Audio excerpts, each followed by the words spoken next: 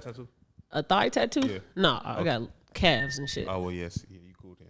That tattoo, every girl that I done dealt with, or that I know with a that tattoo fucked up. Like when you say fucked up, what you Yeah, mean like by how? that? They fucked up. Like they evil. They scandalous, conniving. Evil! Evil!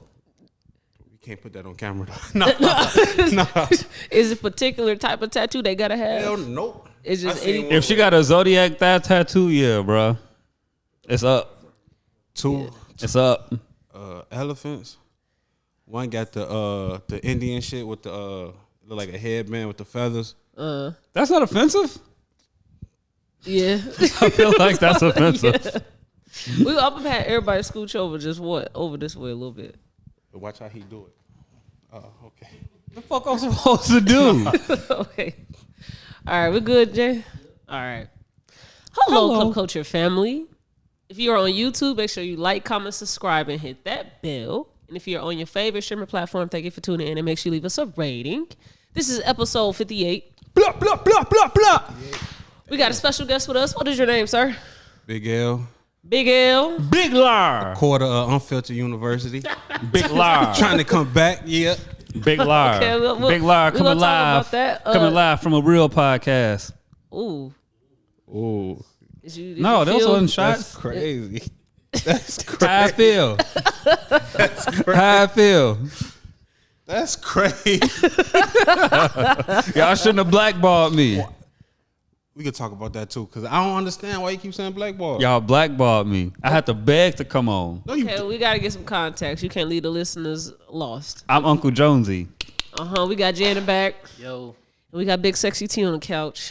Freaky T. Now, what do you mean, Jonesy? You was blackballed. So these young gentlemen does a pop. It's a question mark. You know what I'm saying? They're content creators. Okay. And Who was there? There, Big Lar, Big Groove, Trav is, and Jupac. Okay. Our lovely cameraman that I stole from y'all niggas. Yeah. Because y'all wasn't using him right. Appreciate it. You know what I'm saying? Thank Yeah, you, man. You see appreciate the it. live, you see the, you know what I'm saying? The NBA game breaker, you know, I live to you, you know what I'm saying? Yeah. But anyway, yeah, bro. And I'm like, hey, I need to come on. And I had to beg to come on. After Big Groove was my co-host.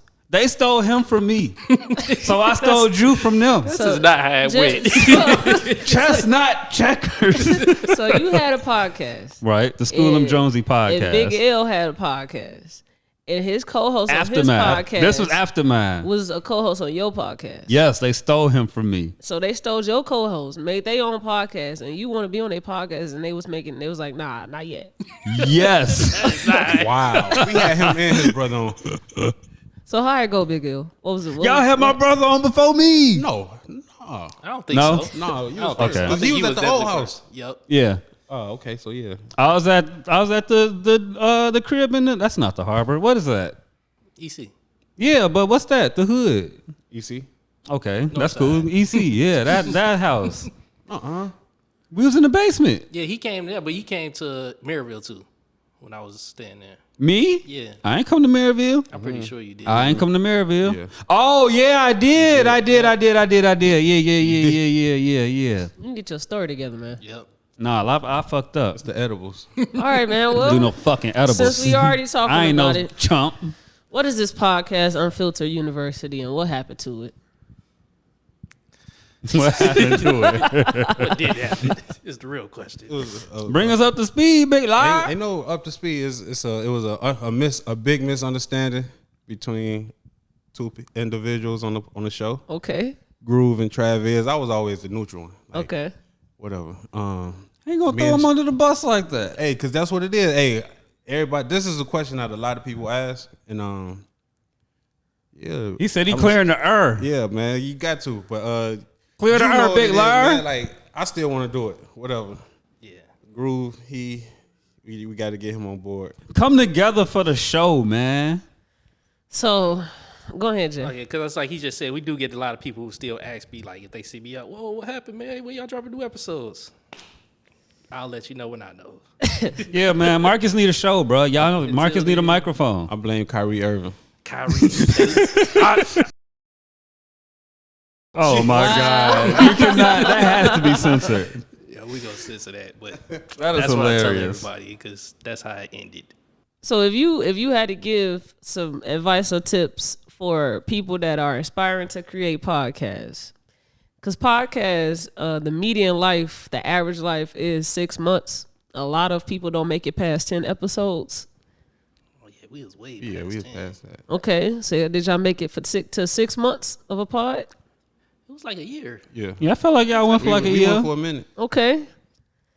So your question is like, what advice would I give to somebody who? Yeah, to be able to create a team and y'all working together towards a common goal and consistently work until you can meet that goal. You can't come in here with a basketball jersey on and not like have a spill on teamwork. No, Bring the mic closer to your mic. Your mouth. Yeah, my Sorry, fault. man. You Yeah, just I said I wasn't gonna do that, but damn. But what would I say?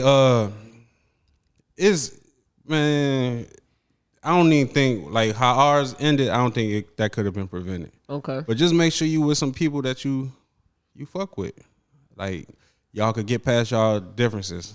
Niggas ain't scared to have a conversation and listen, objective listening. I say that I learned that at work. Okay. Yeah. Is it? Yeah, that's it. Okay. Just don't be scared to have a conversation there. Like, don't let no disagree. Like it's gonna be disagreements. And yeah, It's gonna be disagreements. I think that's with anything with business. Like you're gonna have something that you like. All right, might be a little bit compatible or have like conflicting ideas, but as long as y'all come to a common ground and make it work, then I think it'll work better in the long end. Like, I mean, the whole point of a podcast is to have a conversation. Like, if I say I like green and you like fucking mustard yellow, it really should just end there. And it's like, all right, bro, what you do this weekend? Like, nigga, I don't give no fuck what you like for real. Like, do y'all agree with everything that like each other views? Like all of them? No. I think we know good and well I'm like the most let's agree with person here. I mean, no, we No? don't be that bad though. Like It really don't. we have similar but not similar takes. Like I would probably say it differently, or I'll add more to it. He than- don't think Or we- I'll say the end goal would be the same, but how we get there is all different. yeah. Like the spanking the kids. I was just gonna say, like, disciplining kids. I might have to spank a kid. Yeah. They don't feel that way. Yeah. I'm not for, spanking kids, but you know. And I wouldn't even yell at a kid. But that's we Jew all believe in prerogative. disciplining children. If he whoop his kids and I don't whoop my kids, I'm just gonna make sure if he watch my kids, I'm gonna beat his ass because he know not to touch my kids. I can't whoop no girl. If I had a girl, yeah, it'd be bad. Yeah, I ain't had to whoop her yet. Just give her a stern talking to it. So why would you whoop a boy? Come on, Lara. Give it to us. Sometimes that's what he need, man. Sometimes that's Why what don't he so why don't the girl need it? Cause you could just yell at a girl and she'll cry and get up, like hurt her feelings and yeah, I used to cry. that's cool, man. I'm chilling. You know? You get your ass whooped. No. Cause you could just talk to me. I had sense. Hey, that's wrong. Don't do it again. Okay. Good Okay, enough for so me. While we here, let's talk about the psyche behind. You just said that you wouldn't put your hands on a baby girl, like a daughter, but you'll do it for your son. And you said the reason is because you could just talk to a girl or yell at her and that'd be enough for her, right? Do you have that same ideology for grown women? First of all, I would never put my hands on a woman. Okay. Bam.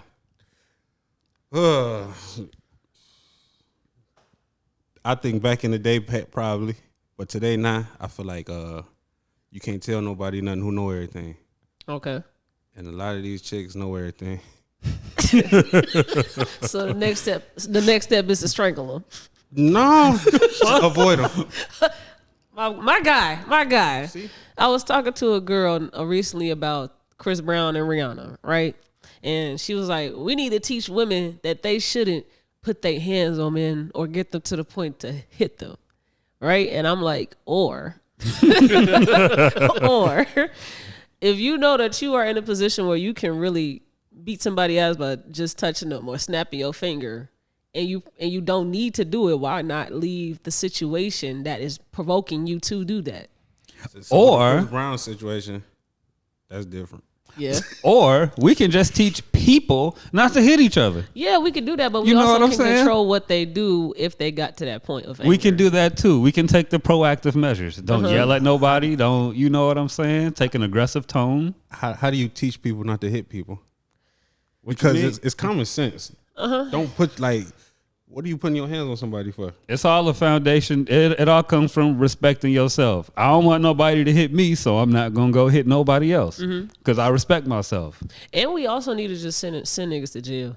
I was watching a TikTok of this black dude, and he was in Atlanta. He was not from Atlanta. He was there, and he accidentally had stepped on a dude's shoe. And the dude was like, "You stepped on my shit, and I go down there and wipe it." And I feel like I seen this. Okay. And so he was like, "You know what?" The dude had put his hands on his waist as if I nigga wipe my shoe or else type shit. So then Buddy saw that and he was like, "I'm about to call the authorities. I'm not about to." So he called the cops, and the dude went to jail because he got a felony and he shouldn't have a gun. He said, "So now you're going to jail for life, bucko." I seen that. Getting your shoes stepped on.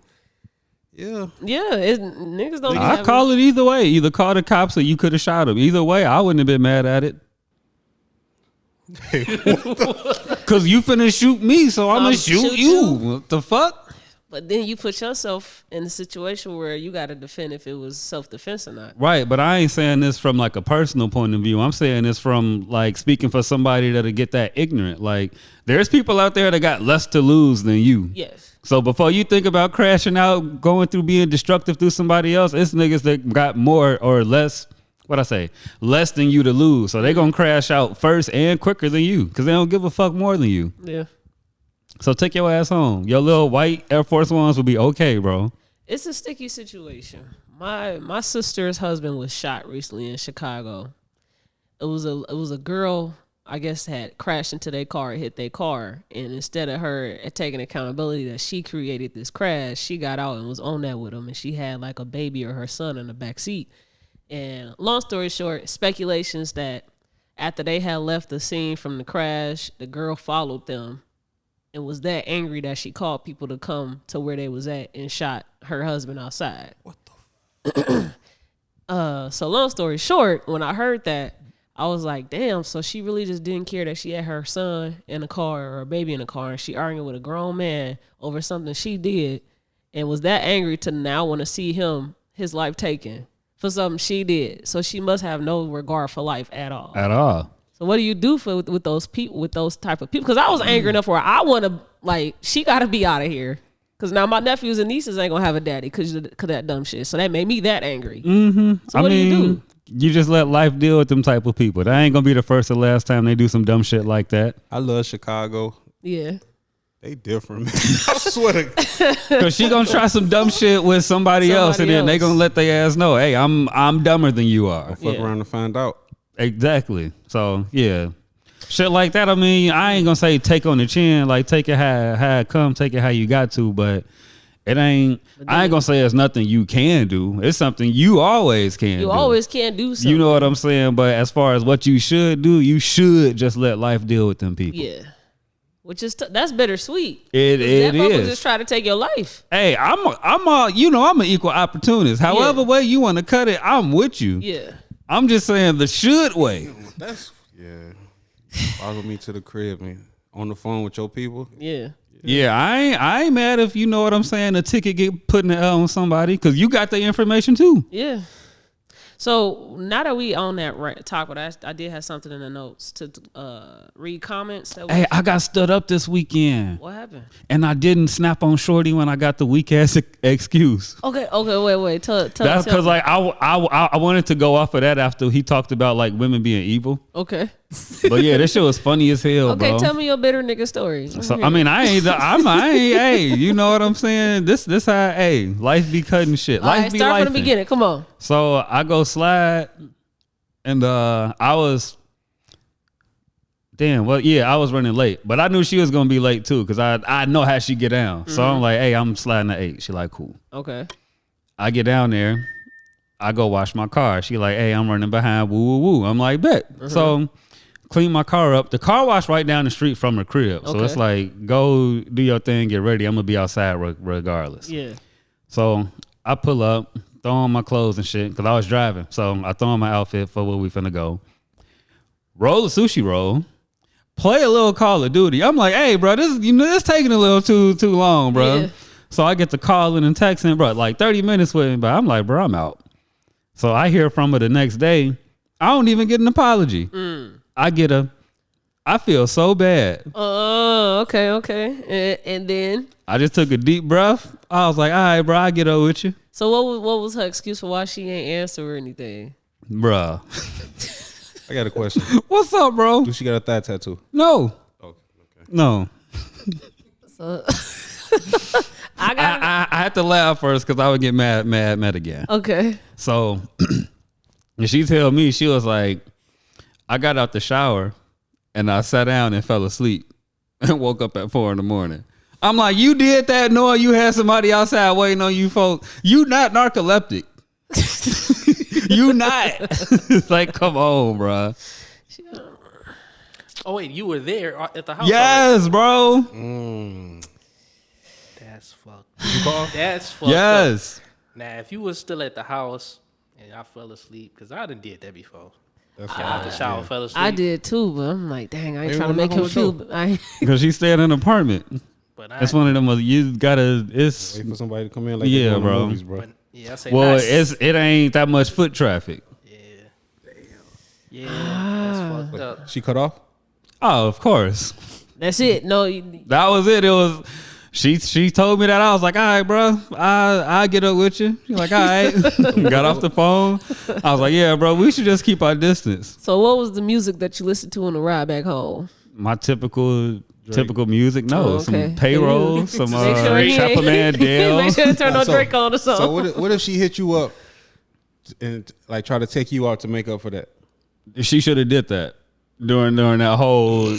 Cause I ain't block her on shit till I got back to Gary. so you had a few hours, so you know what I'm saying. Hey, bro, my bad. We could whoopty woom like She didn't wake up till 4. You probably got home in the before morning. 4. No, I mean I'm saying she had from 4 a.m. till 2 p.m.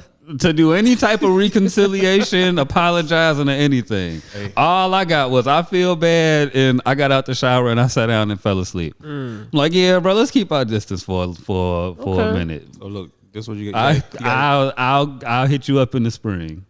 You gotta give it a minute, man. You know, sometimes it take a little about a couple of days for the accountability to kick in. Nah, bro, I ain't got a couple days, bro.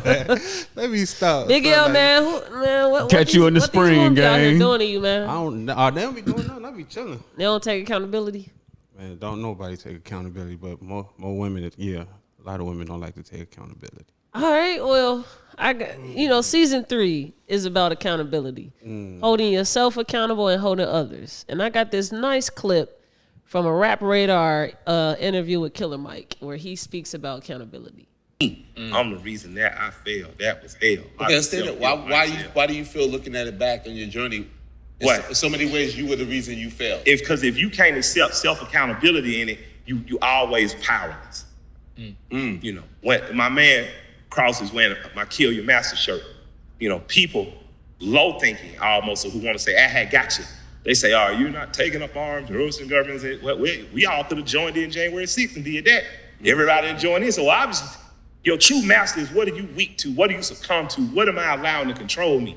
You know what I mean? So in that terms of my own behavior, this obviously I like food a little too much. So right around the corner, been taking my butt, working my ass off, 47 pounds down. Yes, sir. You have to, in my opinion, find where am I accountable in it. I knew he was lying. I let this nigga lie to me and let this nigga $400. I can't even be mad. He a J.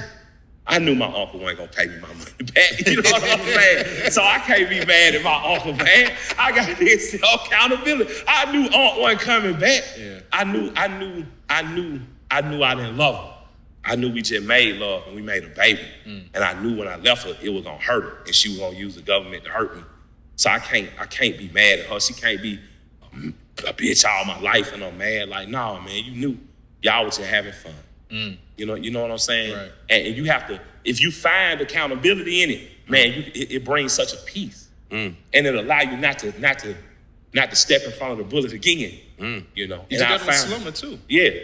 So Slumber touches on that. That's absolutely. Based off a real life situation. Yeah. I remember, man, one of the most important lessons See, I've learned. I feel that, and that's why she got cut off because she ain't gonna have a chance to do that again. Yeah. Like wasting time, bro. Like that's like, yeah, bro. Like I waste money before I waste time any day of the week, and I hate spending money. Because if you got some time, you could try to make some money up. Exactly, because like we could have went out and had a bad time, and I could have spent fucking money and shit. Yeah. I wouldn't have minded that. Yeah. I would have minded that over, you know what I'm saying, having that nice little chunk of time wasted. So we kind of doing things in reverse right now, starting off with mental health right now before the end of the episode. But what was your interpretation, or do you have a personal story, accountability story that you could think of where when you finally set yourself aside from it and you thought about where can I hold myself accountable, you kind of got a bit more peace from the situation? When was the last time you said, damn, I messed up? This was my fault. And don't give us no bullshit. This finna sound fucked up. Oh, shit. Bring the mic to you, You know what? I ain't gonna say that. I say he fuck punched up. the baby and no, shit. I fuck up all the time. But just it's not even as far as me fucking up. It's just like me being in fucked up situations, knowing that I shouldn't have been in them fucked up situations, and I should have walked away from them fucked up situations, and I just stayed there. That's the fucking up. Yeah, I mean, Even coming through the door. well, yeah. So just dealing with certain people, letting certain shit happen without checking that shit the first time, like how you just said you checked old girl. Like just letting shit ride. Nah, you can't, bro. And this is like really speaking on like relationship shit. Like you see the potential and you try to go off of that, and you fuck yourself in the end all the time. Like trying to date off just potential. You know what I feel that is though? What? I feel like that's pride kicking in. Okay. Because you don't want to believe that the potential that you once believed in ain't it. You like, nah, you have to be it. Nah, bro, they ain't shit. Cut them off. They ain't shit. Yeah. Check your pride, bro. That person ain't gonna be who you want it to be, bro. Just go ahead. Or that thing ain't gonna. I don't even like making it about relationships and shit, because people gonna people. So you know what I'm saying? I don't be wanting people to feel like I hold grudges and shit. But like that job that you wanted so bad that ain't paying you shit, but you might look good doing it. Yeah. You know what the fuck going on. Hey, look at Jonesy out here preaching today. I am? You. Okay, check Look at me you. Do out. your You know what I'm thing. saying? Jonesy Preacher be Jonesy Jonesy. in there. Deacon Jones. Check me out. Because I've had that situation too. Like, it's a girl that you be like, oh man, she ain't that bad, man. She just needs somebody to treat her right. Yeah. Sometimes people be that bad. That's who she is. He just can't change it. But not me though. My relationships be great. You just Like I mean that was a one time. Like that was really like a one time thing. But that was a one time. That's like this ain't gonna happen again. So is this your pride kicking in right now? Saying like, I know I choose the right ones, but that one right there, that was just a one time thing. What you mean? Nah, me and Shorty had Shorty. We know each other. Okay. So yeah, bro. This ain't no new thing, bro. That's why I'm like, yeah, we could chill till the spring, bro. I'm gonna check in with you in March. You know, I'm gonna ask y'all perspective on this. What's happening? Do y'all believe in closure? No. Is that a real thing, Big L? No. Nah. Oh, my bad. No, because like, or what do you like when you say closure, do you have to have a conversation to close some shit out, or do it exist? Do it exist for one? It exists, but I feel like closure is something you search for yourself. Okay. Like you don't get that through your other person. So what if you have to? What if, like your intentions is to get closure from something that is still hurting or traumatizing you, and one of the things is asking the person, did you do this to me? Like I felt like you did this, but I'm not sure. Like, only the other person can actually answer. Yeah. Man, y'all know what that person did. Set them boundaries, set your rules, and then when they break them, get up and go. See, it ain't that. It's always you want to like if it's somebody that you fuck with, you want to know why. Yeah. I don't. Because you That's you, but I can get other crossed that people. boundary. So because the why could piss me off even more than you stepping that boundary. Just like you step out of shower and you sit down and fall asleep. But you won't know Like, that that's until I ain't even finna. It ain't nothing else to talk about after that. you won't know that until you ask why. No, the writing's on the wall, bro. So, for an example, I was in a relationship with a person, and they said that somebody assaulted them, right? Right. And I broke up with them without knowing that.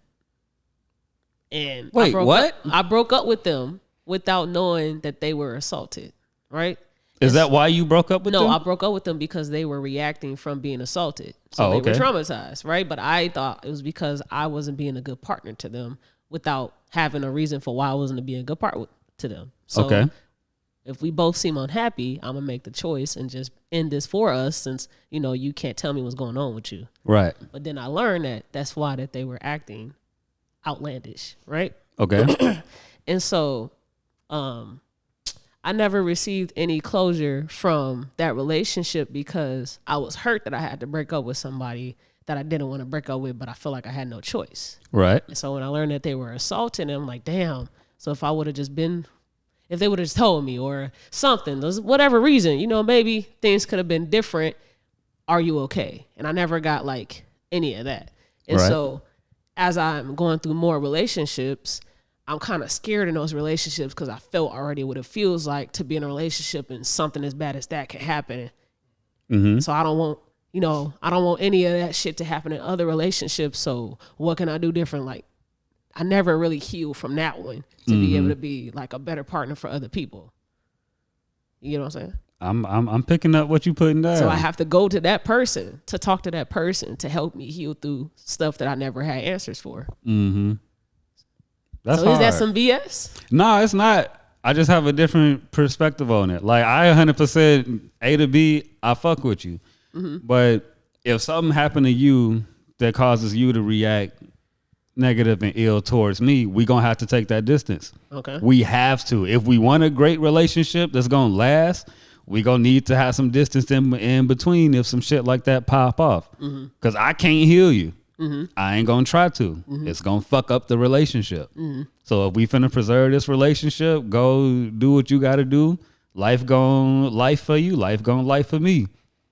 If we come back and meet in the middle, cool. If we don't, cool. That's just how that shit look. That's just how shit go. Okay. You a smart nigga, man. I wouldn't go that far. I mean, that's just how I go. People go through fucked up shit, bro. Niggas get shot and lose friends every day. Like, other shit happen. I don't know how we got to that. I don't either. I don't know how we got to that. You was supposed to say something, Because what was the original question? Like, do you need closure? Yeah. I feel like once you get to a place of happiness afterwards, you forget about it and you don't really need it. Because I was like, I never had it in like a relationship where it wasn't closure, but like friendship, like somebody I'm not friends with. I was like, damn, like really let this become what we not friends for. And then I never understood exactly like their thought process behind it. And that always used to bother me at one point. And then after a while, like after years, it's been like 10 years now, but like, it is what it is. So you use the word unhappy, right? Mm-hmm. So like, let's say you and your shorty going through it and y'all going through it because of something she going through and y'all unhappy. Mm-hmm. Now somebody come along and they just ask you happy? And you feel comfortable with that person. Mm-hmm. Now you cheating on somebody you trying to help by staying with them. Why I gotta be cheating? Like, I mean, not you, but that's what people do. Yeah, so what you try to go with that? Like, I'm just saying, when shit start going left, it's better to end it early because you just gonna be opening that door for more bullshit to come into, and eventually you just fucking that person up. You're fucking yourself up. Exactly. You just creating a whole shit storm, bro. Just leave, bro. Hurt and heal by yourself. Closure.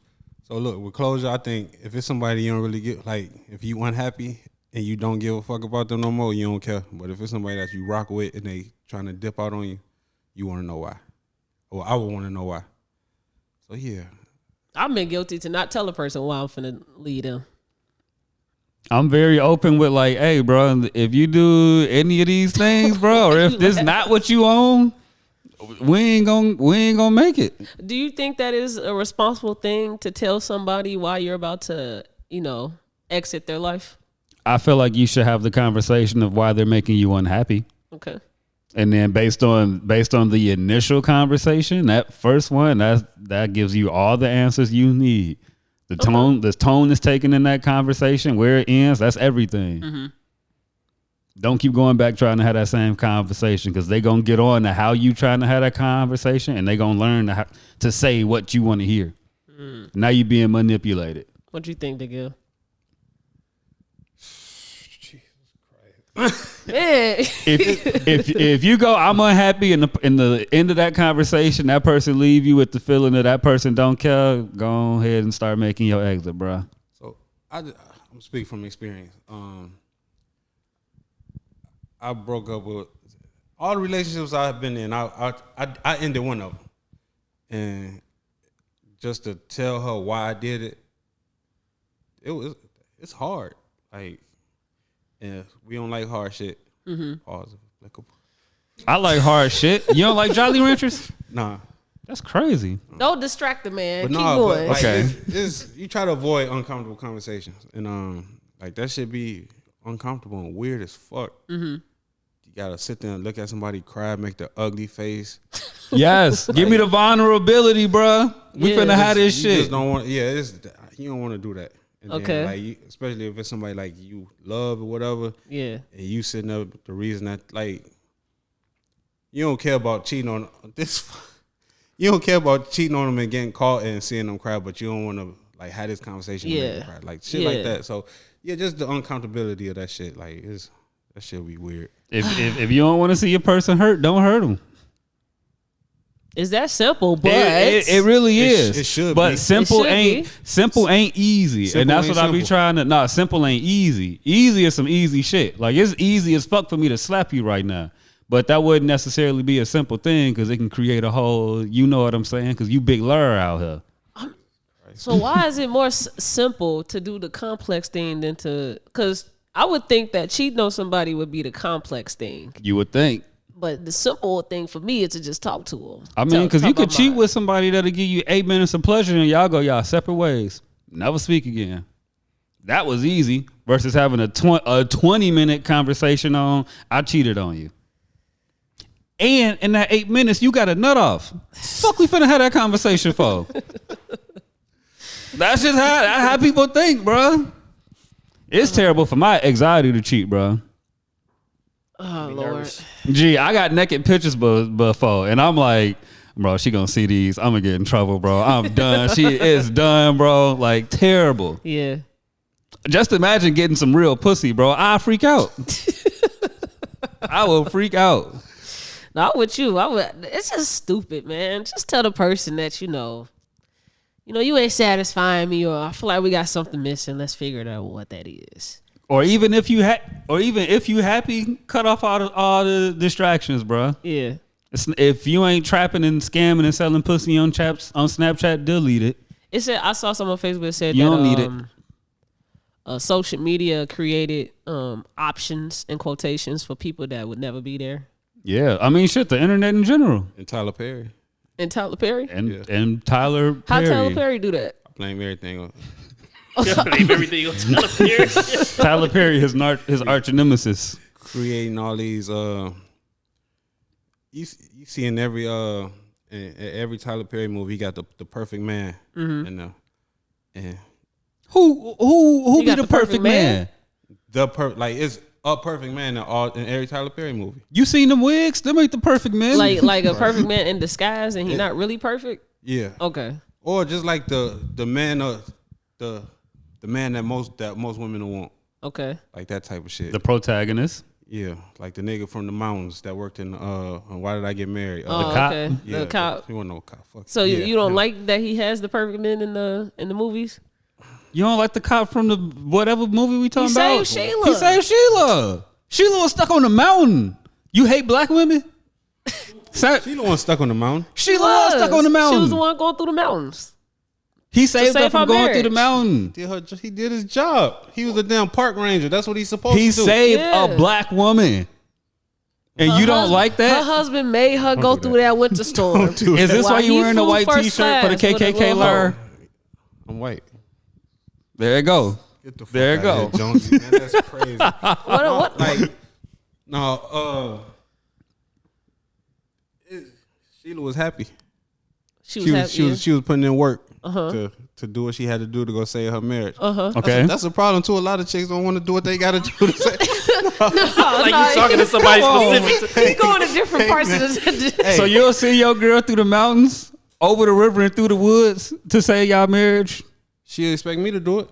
You supposed to. You a man. See, Better go build a house. wow. The fuck? No, you got Sheila fucked up. Hold on. You want Sheila to go drive through the mountains and build the got house. a ticket for him and his side chick, and told her to go through a winter storm to get to this dang cabin. Look, having this conversation making me see the movie all over again. Okay. Chill.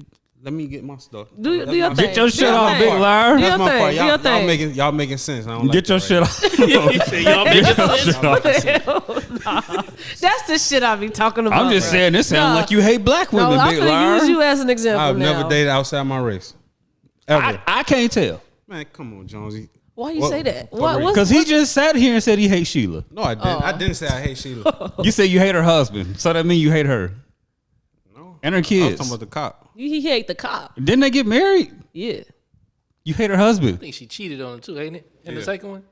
Did she? I don't know. No, Sheila ain't she cheat. was helping Mike she was because helping the Mike was sick one. sick. That's what happened. So that's cheating. No. If it was the other way around. Yeah, that would be that's a considered couple bodies.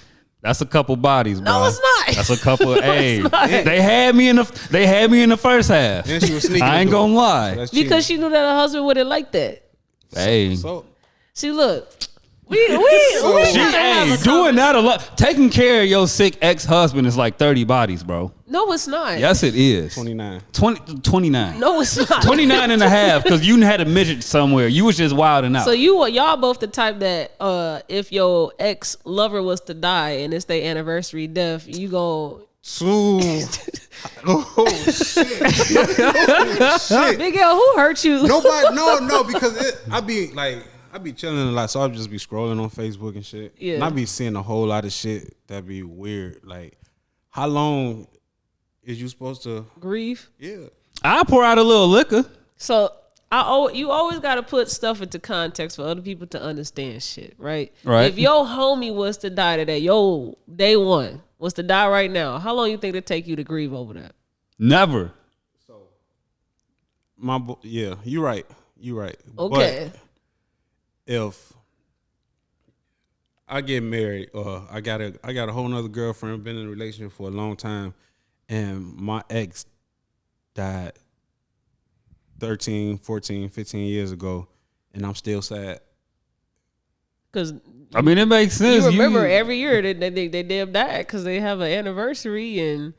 You really like- can't compare it to my homie though. Like, what kind of work was put in between First the two? of all, your girl that you probably was girlfriends with, boyfriend with for 2 years, probably did so much more to you than your day one ever did for you. She didn't catch a body. and he dropping it down, that nigga might pin that body on you. So, Can't now. Wait, are we talking about an ex or somebody who was in a relationship when they died? It's a difference. I feel like we gotta there is a we gotta difference. define the relationship. Ex. Just an ex partner. just an ex that happened to die, but not when y'all was in a relationship. Let me shut up. I mean, a nice little like don't be on there doing no whole, you know what I'm saying, the whole monologue and shit. Just a cool little rest in peace, my homie. Pour out a little liquor, cause that's all I would do. Damn, bro, or shorty ass dies today. Like you in the bed with your significant other crying over just your girl you in the bed with your girl and she crying over her ex that died 20 years ago. Let me just start by saying this isn't a feeling of jealousy. Because I know that's what going to be the first thing is y'all jealous of the other nigga, blah, blah, blah. You just don't want to see your person hurt.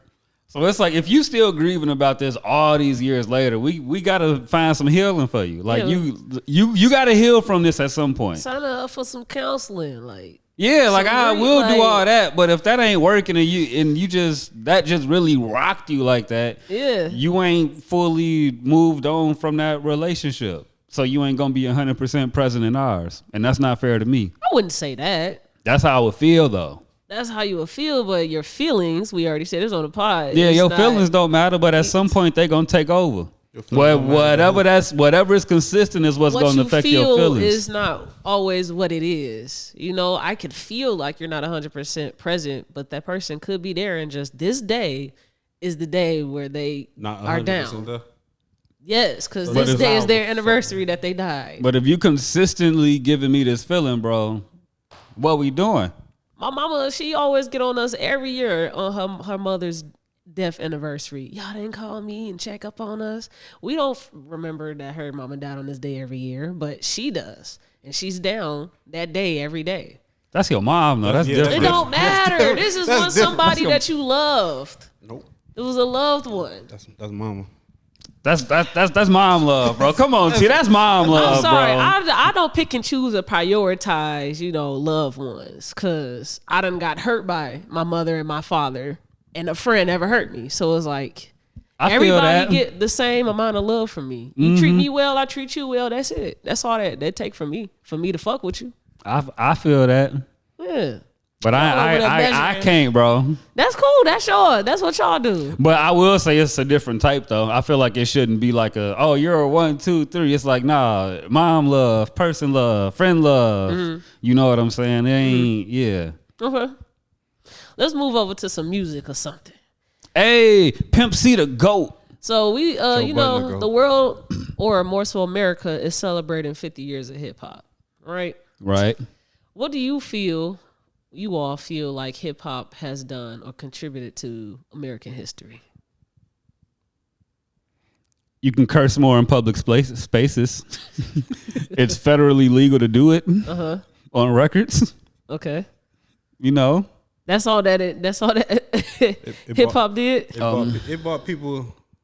It drove the value of diamonds that's extorted from Africa up. Let's see. I would say it just gave a different type of person a voice to voice their views on the world. Okay. Like if you think of like somebody like Public Enemy, they had a different message from a fucking Eazy-E and NWA, but they're both coming from like that same urban environment where things are going bad for them, but they just chose to rap about it differently. Okay. What about you? I feel like it brought people together, like all races. Rap brought all races together? Yeah. So Michael Jackson, black or white, ain't do that? I mean, it we are the world. Did. Mike Jackson did. He's Chicago Mike. Yeah. West Side Gary, nigga. Don't put no spot on. Don't do that. Michael Jackson. Don't make me slander that city. Whatever. Michael Don't make Jackson me do stayed it. on Melville. Michael Jackson from East Chicago. Michael Jackson from the West. No, he wouldn't. Okay, but yeah. No, I'm saying like that's probably how he got vitiligo then. All that sulfur in the fucking water out there, huh? Jeez. I'm sorry. I'm like, stop distracting him. Damn, get your shit over. Yeah, of course, like Michael Jackson did too, but like hip hop did too. Like, okay. You got like, I don't listen to like Wu-Tang and shit, but like the Asians love them. And I'm dead. No, for real though, like it did, like hip hop brought a lot of people together, and yeah. Okay. Yeah. I mean, they still don't fuck with black people though. Yeah. They just fuck with what we They just fuck with hip hop. Yeah. I saw a TikTok of girls like almost every ethnicity or culture has a derogative term for black people, but we don't. And they love hip hop. They all got a favorite rapper. I guarantee it. I ain't against it though. That's just life. I am. That's life, bro. I am. I fucking People hate. like music because the same thing happened in the 60s and in the 70s. Them same people that'll be front row at them Stevie Wonder shows, he'll be a blind nigger if he was just a nigga shopping at the damn Winn-Dixie.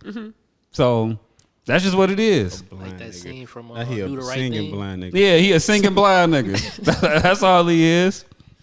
I keep seeing a bunch of people speak about 50 years of hip hop, but I want y'all to let me know if I'm being lame or if I'm being a real nigga. I don't like hip hop. I don't like rap. I have too much of a negative connotation for that genre of music for me to care about the celebration of it.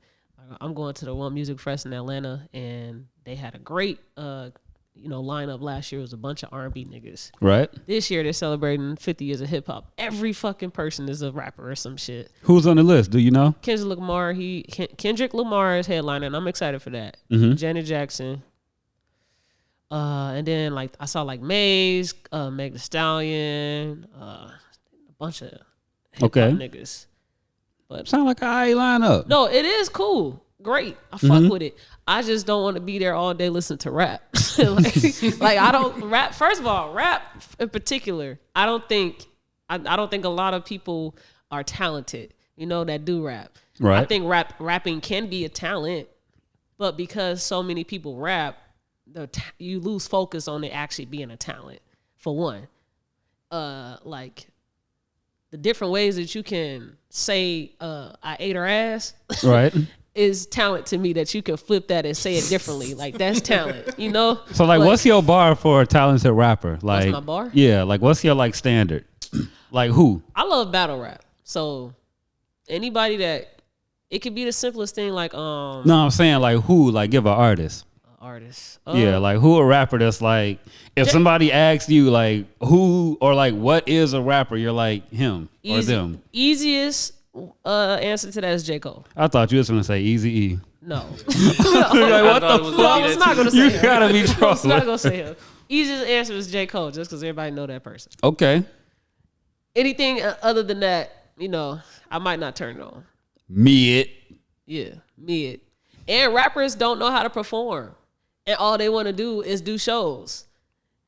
Like, But you gotta blame the consumers on that though. Like if consumers are out here consuming trash, what the people who putting the shit out gonna put out? Trash. I ain't finna go pay for artist development, pay for dance coaches, pay for niggas to teach them how to perform. And y'all will come out and still see them do perform trash shit. what you supposed to say? Like what is performance to you though? Like So, like, I think Drake, Tyler, the Creator, Kendrick Lamar, and J. Cole are prime examples. Even though they have that big ass budget to do what they can do with their shows, they recognize that they have to compete with the Beyoncés and the ones that's putting on these shows by also putting on shows. So like Drake, he wasn't doing what he was doing now with these show designs and big ass titty bras and like people like women would throw their bras. So then his dad made a big ass humongous brawl for him to like just little. And then like Ludacris, how he's doing a tour right now and he's wearing the big ass G Fazos on stage because that was the thing for him with his videos with how animated he was. It's like you actually bringing your music to life on stage instead of just reciting the lyrics with the lyrics playing in the back. Exactly. They rap on top of the beat. Yeah, I think it depends too on like the type of venue. Like I don't like to see rappers perform in a club, but if they like in a maybe arena or I don't know what's another place called, whatever A those stadium, terms, theater, something like that, they perform better because those people usually have the budget to do it probably. But even though like I've seen the Roots perform and their performance was great to me, and that was just in fucking Purdue's musical theater. Yeah, and it only sits a couple thousand people, but that was a dope show. Same thing with Lil Uzi. Lil Uzi performance was dope to be at Party of Peace. Like, yeah. He wasn't even the main person, but I feel like he had the biggest crowd reaction because of how he performs. Yeah. So, if you can't rock a bar to me, hang it up, bro. I ain't finna come pay to see you at no stadium, no theater, no nothing. If I can't pay $30-$40 to come in fucking Joe Smo's bar and watch you rock out a crowd, fuck that shit. Only other person I would say that I enjoyed seeing him was Future. He performed somewhere here in Chicago, and it sold out like quick as hell. But it was dope when I went. It had the whole crowd participation, and he wasn't just rapping the music playing in the background. Bet he ain't have everybody on mute. Like Hov, like he just rap. You know, it ain't. And they had like a band behind him and everything, so it's like I can enjoy that part of it. Future had a band? No, I'm talking about Jay-Z. Jay-Z. Jay-Z had a Future, band. but Future was just like the beat is playing, but I'm rapping at the same time. Like, Bet you Jay-Z can't make everybody go mute. His wife can. Jay-Z can. But No, he Jay-Z can't. also has No, he can't. Has a catalog that many people can recite back to him, and he ain't got to say a lyric. Like, Right. a lot of these new niggas, we don't know their songs, Number and they 2 just all time. number 2 all time. Who your number Give us one? your list, Larry. We don't never talk rap on here. Who your top five rappers, Larry? rappers Top are? 5. Let these niggas know. No, my number 1 and number 2 is interchangeable though. So Okay. I'm gonna put Hov at 1, Joe Budden at 2. Joe Budden at 2. Let him cook. Let him cook. I ain't finna say a damn thing. T.I. What's that? 4. That's four. 4. Man, I don't need. I'm stopping at 4. I ain't doing 5. I'm stopping at 4. Like, All right. Jay-Z, Joe Budden, Lil Wayne, T.I. I was gonna say Ludacris. T.I. What you listen to on your way coming here? what was that? I was on the phone. What you listen to before you get on the phone? I was listening to Rilo Okay. Why ain't Rilo in your top? because no. So why is Joe You just Budden? told us you've been playing him for like the last however long. But yeah, cause he not one of my. His album is one of my favorites, but he not one of my favorite artists. It's crazy. Why is Joe Budden in your top 5? Cause that nigga, man, That Joe nigga a Budden hoe. is he what? He a hoe. But That's go on. cool, but good music is good music. Okay. He make Joe Budden got some shit. Like a lot of people make fun of it because Pump It Up. Mm-hmm. And once you actually sit down and listen to what he actually do, Yeah. like damn, this motherfucker cold. Like he was Drake before Drake. Okay. Not the singing Drake. He ain't do none of that singing shit. But I was with Joe Budden till Lil B ended his career. you don't respond to everything. What do you mean? I mean, you can't respond to some What do you shit mean like he was that. Drake before Drake without Like the the singing? whole like Drake, he even gave Joe Budden his like His flowers. yeah. Okay. And So you saying Joe Budden also bit Fonte from Lil Brother? Bro, let him get his My shit out, bad, bro. my bad. Go ahead. I just No, don't like like- Joe Budden. he just like the whole emo rap shit. Like that's the type of shit I like. And yeah, Joe Budden coded that shit. Like I used to be up on Blog TV and Ustream like 3 o'clock in the like he used to get on that late night and stream like when he recording and shit. I used to be on that shit all night. I almost had a song with G Scott. Oh, so you rap? No, I'll hit Joe Budden up one time and G Scott was working on the album and we sent it to him and he wanted $500 the day before Christmas and I couldn't do it. So I maxed out. man. $500. Joe Budden was doing $500 verses. This was back when he was on the dust. Get the So he, fucking loser. It didn't happen. So like about 2 months went by, and when G Scott put the project out, he did it on Blog TV, and Joe Budden came in there and cussed me out Why he cuss you out? because we didn't send the money. He was like, "Your man," he like, "I fuck with your man's music too. This shit dope, but that's some bitch ass shit that you ain't send that bread over." Why is that some bitch ass shit? Because that sounded like some shit a broke nigga would say. So did that make you look at your favorite rapper a little different? He blocked me on everything, but I still listen. Finally, bro, somebody got a story, bro. I'm not the only one. Niggas swear I'll be over exaggerating when I say Joe Budden a bitch ass nigga. No, bro, he a hoe. Chill, man. No, bro, he did you bogus, bro. He a hoe. That shit was but fuck. He can't even say fuck him. I still listen to his part and shit. Like, That's crazy, bro. You still, man, you better than me. Yeah. But that's my Joe Budden story. Okay. I done stopped listening to all types of music because I'd met people in real life, and it's like, yeah, bro, this shit don't hit the same, bro. Because they pieces of shit. You a in real phony. life. Yeah, you a phony or you a piece of shit. Man, I separate the music from the person. Like, whatever. Okay. Good music is good music. I can, but once I meet you, like the real you, Yeah. nah, bro. Yeah. That's how I feel. I'm good, bro. I can't separate the art from the music because the art came from. I mean, I can't separate the art from the artist. No, I will say there's a boundary. Like, I ain't finna stop listening to a nigga because he cheated on his girl or something.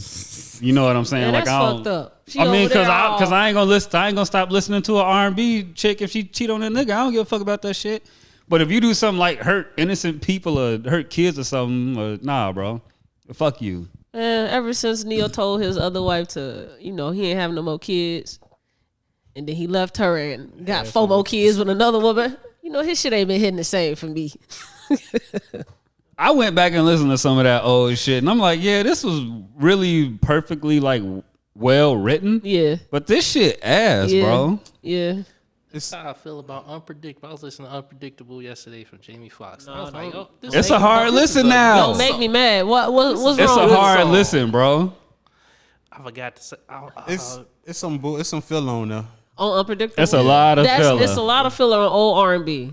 You go to the whole album, it's some great ass songs, and it's a hella filler. Oh, it's even more than 90s. We had a discussion about this. Especially pop. It's a lot of filler music in the 90s. That's why I get mad when we still having these old ass conversations. Like, y'all only talking about the same 20 to 30 albums, bro. Yeah. Over a 13-year span. You ain't finna tell me this a great period and we only talking about 20 albums, bro. You know how many months that is, bro? And we only pulling 20 albums? Yeah. When 4 albums a week dropped? Get the fuck out of here, bro. What it is that people did drop, like a lot of people dropped albums, but when like 2 people drop an album like the same year and it's like, oh, this was good for this year, I think that's what people be thinking. Like, I just want to stop. Drop 2 albums in the same year, and then Jay-Z's dropping in that year. You be like, oh yeah, this was a good year for hip hop. That's how people think of it. And DMX, you know what I'm saying? He one of my faves, but I ain't trying to talk about that nigga in 2023, bro. So you don't go back and listen to X? I don't take trips down memory lane in hip hop that often. Because it's like going back and listening to bullshit. It's like going back and watching WWF shit. Like, you'll go back and watch it to remember how much fun you had watching it, but you're not going back to watch it to go, I'm finna consume this really great piece of media. I mean, when it's them really Swiss that Beats great, beats was ass, bro. When it's really that great, you go back to it though. Like, DMX was a really great rapper, and he was so great that we didn't care how trash them Swiss beats were. Get it on the floor. It sound like a lot of noise. Trash. It sound like a lot of noise. A lot, and DMX carried that shit. Who made the beat for What's My Name? What's my name? It's DMX. That's irrelevant. But I went back and listened to the album because I watched the video where they was like, oh, the way we shot this video, we ain't really like it because it was too pop, but then we had to make it more gritty, and that's why it looks this different. And then I went back to listen to the album. So I do like talking about things from the past and maybe go like, yeah, this was dope. But you went back and listened to it after consuming a piece about the music video. Not because you like, shit, let me go listen to What's My Name by DMX. Because I want to, because it's Tuesday. I mean, I go back and listen to R&B shit all the time. R&B is different. I know. Because rap is trash. Back to what I was saying. You like Sexyy Red? She cool. I do. Cool. She cool. You know? Why if you see me and you trying to say what's up. Why is she so big? Because she's so big because she's authentic, you know? It was a point in time where being ghetto and being from the hood had such a negative connotation that nobody wanted to be that. And now that we're in this point in time where being authentically yourself is actually cool now, for Sexyy Red to be authentically ghetto as fuck, ratchet as hell, people align to her or can see themselves with, they feel related to her in some way because that's really their life too. You didn't even have to say all that. The music fire. I'm not going to say that. Tell me it's not the music's fire. The music is cool. The music is fire. I think she's very confident in her music that makes it even better for me. That's what makes it fire. One thing I learned in music, bro, a lot of just people in general, not just rappers. I know I slander rappers a lot, but a lot of people in general don't have confidence. You're going to meet a lot of bitch ass niggas. Yeah. So when you come across some confident music, it's going to resonate. Yeah. I'm like, bro, you could be the most terrible rapper, bro. If you're confidently speaking that shit, bro, and the beat fire enough, that shit going to go. Yeah. Hellcats, SRTs, nigga, come pull up on me. Nah, the baby remix. That shit hard. Shake Some, that was terrible. I'm sorry. You said it was. Her verse on it was That's bad. just a terrible song in general. Yeah. It ain't nothing you can do for that song to make it better, He bro. put her in a We finna put her difficult on it because situation. she hot, bro. No. It worked. Fancy, Like, I'm ghetto and I'm classy. I like that shit. Sexy Red, Big Sexy. I like that Shake Some shit. Uh-huh. I like that shit. Come fuck some. Now, if you see a nigga outside and then, music playing and they start doing that hip shit, Oh no. what you gonna... It's cool if you under 23. That's what you supposed to be doing. You ain't doing nothing out of the ordinary, bro. If you my age doing that shit, I might let it slide just a little bit because people grow a little, you know what I'm saying? People still a little behind. Bro, you 35 and up doing that shit, washing your Cadillac, take your ass in the house. Did you know how to dance, like when you was younger? What about you, Jonesy? Dance like how? Like, you was just confident? Like, I could line dance. If you told me what to do, I could do it. Okay, You know you what can I'm pick up saying? some The whole choreography. little, All right. but All nah, right. you ain't finna, I'm gonna play this song. And Go start do some dancing. cool shit. Yeah. Nah, bro. What about you, Jay? You know Nah, how to I was gonna dance? say same as Jonesy. I don't really dance though. Yeah, you gotta tell me what to do, bro. Was there ever a time where being a dancing ass nigga was cool? Yeah. Yeah. Yeah, 2004. From 2002 to 2009, I say. Yeah. What All was of the my- dances? What was dudes doing? Like really dancing. They finna like outside of the Chicago shit, like footwork and all that Yeah. shit. You can just go play fucking Usher, and they finna go They motherfucking had a whole routine. hell yeah, Okay. body your ass Okay. and go shoot you in the parking lot for disrespecting them. Okay. It was weird. They used to have a whole EC versus Gary dance shit at Skate World. Between Skate World and the Armory, they always had them bitches. So what happened for being a dancing ass nigga to where that stop being cool? Niggas stop knowing how to dance. No, niggas ain't stopping. Niggas still know how to dance. They Now know how niggas to like killing. dance. Like, Nah, not them 2004 niggas, bro. You put 2004 dancing niggas up against 2012 is totally different. They getting washed. who is? Well, who? The 2012 niggas. They getting 2004 niggas gonna look like the But Jabberwockies. you know why?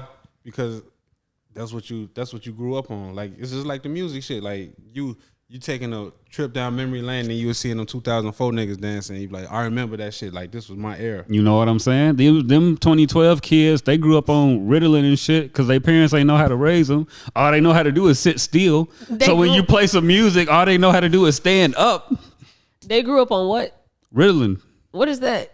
some type of medicine that puts you down. Okay. It's a downer. It's a downer. It's a downer. All these kids grew up on downer medication because the doctors told them to put them on it. And then you play some music, they not. Okay. I personally know somebody that grew up on that shit. They don't do nothing, bro. They said that shit fucked them up. I'm trying to think. I feel like it's just been the last few years that dancing ain't been cool. The last few years, Yeah, maybe like the last 5 years. the kids been dancing, man. The teen boys, they be dancing on TikTok. And then they don't even, I the think that's dancing what it songs, is. not even really dancing songs. Like Crank That Soldier Boy walked you through at least the whole first verse. Yeah. The whole verse, you had a move to do. Yeah. Watch me lean and hold in. Watch me crank that RoboCop. Yeah. Super fresh. Now watch me jocking on So them you haters, man. see, I'm gonna come back to that. Go ahead, Niggas Jay. can't follow instructions now. Then Nah, Yeah. it's just that the dancing part of a song is only gonna be this do the step, turn around course. What you supposed to say, Jay? And I think that's what the TikTok, because I think TikTok was a lot of more arm movement and not really a whole full Whole body, movement. yeah. Like if you think about what's up kid's name, I just want to roll it. Like Teo and them kids was some dancing dancing kids. hitting the folks. But then like right after that, it was like, whoa, Just arm movements. renegade. Yeah, like 2016 was the last little with niggas doing the whole little, yeah. After that, it's just a whole bunch of these. You might dip a little hips and up, bit. hips You know and what I'm saying? I You're, mean, they doing a little something now with that little Baltimore shit they've been doing on TikTok.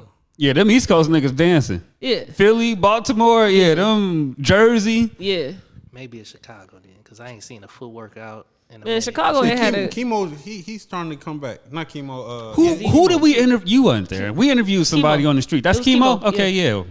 Yeah, he back. He said he doing the Bob class. Okay. yeah. He said he gonna teach everybody how to, do the little, I don't know how to do that shit. Charlie Brown. Popping I guess. the chemo step. Yeah, the chemo step. He said he got a whole little class even to teach the kids. I gotta stop saying little. Chemo got a big class coming. You know, he's gonna teach the kids. Big chemo. Big chemo dance class. Big dance. So Big class. have y'all been in situations where you had to work with men, like on projects together? Like y'all had to work. I know, like a podcast, but I just finished the one. You know, shout out Tainted. Shout out, you know, everybody a part of that. okay. What do you have? Do you have more success working with women or men? I have more. I'll say I have more personal success when I include more women. Okay.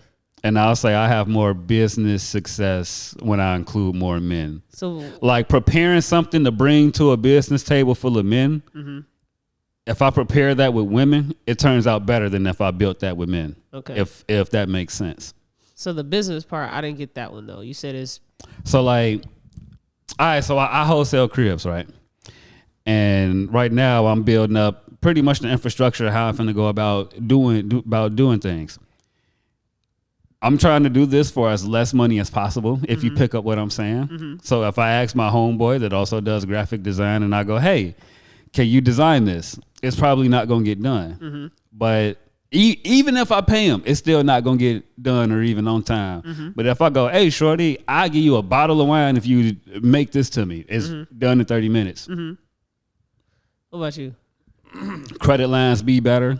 I'm gonna use my work like from work experience. When this working with a team of all men, you got some bitch ass dudes like they make it hard, like they make it way more difficult. But then like at Tesla, I had a woman on my team, and she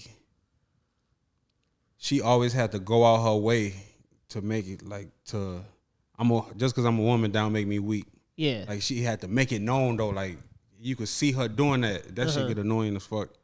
She overcompensated. Yeah. So I'll say hour worth of work with a team of all men. Then. You'll rather work with a team of all men because you don't want to see. Now, what field of work are we talking about? Because me and you both work in two totally different fields. I was gonna say, Auto manufacturing. Yeah, I was gonna say that's the yeah. So yeah, you more auto construction type of thing. So you're referring to like creative Media, creative, yeah, bro. and Because honestly, bro, in like art, creative shit, media shit, you really only gonna be conducting like real business a handful of times throughout the month anyway. Like on some, hey, this is what I have. This is the budget I got to put into it. This is the equipment, resources, woo, woo, woo, woo. You really only going to have those types of meetings, you know what I'm saying, here and there. Because the other time in between, you preparing yourself for those meetings. And then I'm trying to think like more so like when I'm in the banking area, when I have to get projects done. Like most of my teams have been women. So I'll say it's probably, I do get a lot done. I feel like with the men in the industry, it's like how Jonesy said, like, you know, you talk to them and it's like hard to get it done. Like Too much pride and ego. and it's like with women, it's like they're more willing to work together as a team. Or you say that like, everybody pull their weight.